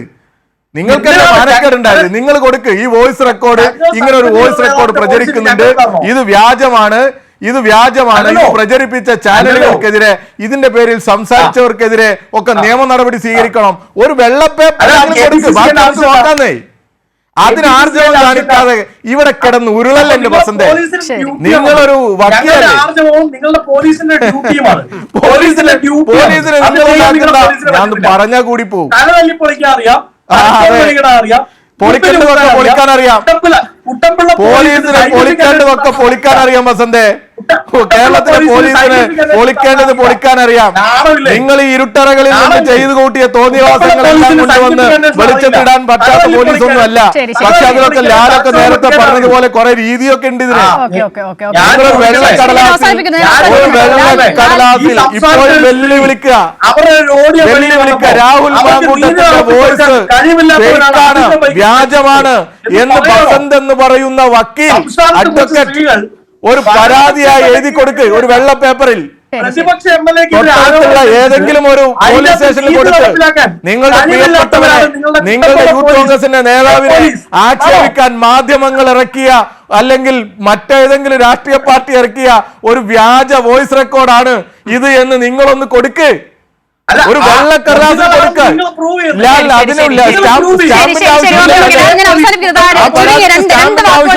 എന്തായാലും ഷാഫി പറമ്പിൽ CPIM പ്രൂവ് ചെയ്യേണ്ടി വന്നില്ല, മാനനഷ്ടം കൊടുക്കുന്നു ഷാഫി പറമ്പിൽ പറഞ്ഞു. പക്ഷേ രാഹുലിന്റെ കാര്യത്തിൽ പോലീസിന് പ്രൂവ് ചെയ്യേണ്ടി വരികയാണ്. ലാൽ, ഒരു രണ്ട് വാക്കിൽ അല്ല, ഡിഫമേഷൻ കേസ് പ്രൂവ് ചെയ്യേണ്ട പോലീസൊന്നും അല്ല, അതാണ് അടുത്ത പ്രശ്നം. ഡിഫമേഷൻ എന്ന് പറഞ്ഞു കഴിഞ്ഞാൽ പ്രൈവറ്റ് കംപ്ലൈന്റ് പോകേണ്ട ഒരു കാര്യമാണ്. ഷാഫി ഈ പറയുന്ന ആള് വന്ന് പ്രൂവ് ചെയ്യണം ഇദ്ദേഹത്തിന് ആദ്യം മാനം ഉണ്ടെന്ന്. ആ അവസ്ഥയാ, മനസ്സിലല്ലേ? ആരാ കേസ് കൊടുക്കുന്നത്? എനിക്ക് മാനം നഷ്ടപ്പെട്ടു എന്ന് വെച്ചാൽ മാനമുള്ള ഒരാൾക്ക് മാനം നഷ്ടപ്പെട്ടു. എന്ത് അടിസ്ഥാനത്തിൽ? ഈ പറയുന്ന ഓഡിയോ വിഷ്വൽസിനെ അടിസ്ഥാനപ്പെടുത്തിൽ. അതേ തന്നെ കേസ് തീർന്നില്ലേ? അപ്പോഴേ കേസ് തീർന്നു. ഇദ്ദേഹത്തിന്റെ ഓഡിയോ എന്ന് പ്രൂവ് ചെയ്ത് കഴിഞ്ഞാൽ തീർന്നില്ലേ കാര്യം? നമ്മൾ പറഞ്ഞില്ല, പോലീസ് അന്വേഷിച്ച് ഉണ്ടാക്കിക്കൊണ്ടുവരേണ്ട സാധനമല്ല. പഴയ 499 500 വസന്തിന് കൃത്യമായിട്ട് അറിയാം. അത് പ്രൈവറ്റ് കംപ്ലൈന്റ് പോകേണ്ട കാര്യമാണ്. അതല്ല പോലീസ് ഇൻവെസ്റ്റിഗേറ്റ് ചെയ്ത് നമ്മൾ സാധാരണ തർക്കത്തിലേക്ക് പോകല്ലേ വസന്ത? സമയമില്ല. ശരി. അപ്പോൾ എന്തായാലും മാനനഷ്ട കേസ് കൊടുക്കാൻ പാലക്കാട് MLAക്ക് ധൈര്യമുണ്ടോ, ആർജവമുണ്ടോ എന്നതാണ് ചോദ്യം. ആ ചോദ്യം അങ്ങനെ നിൽക്കട്ടെ. വളരെ നന്ദി ചർച്ചയിൽ പങ്കെടുത്ത 3 പേർക്കും. ന്യൂസ് ആൻഡ് വ്യൂസ് പൂർണ്ണമാകുന്നു.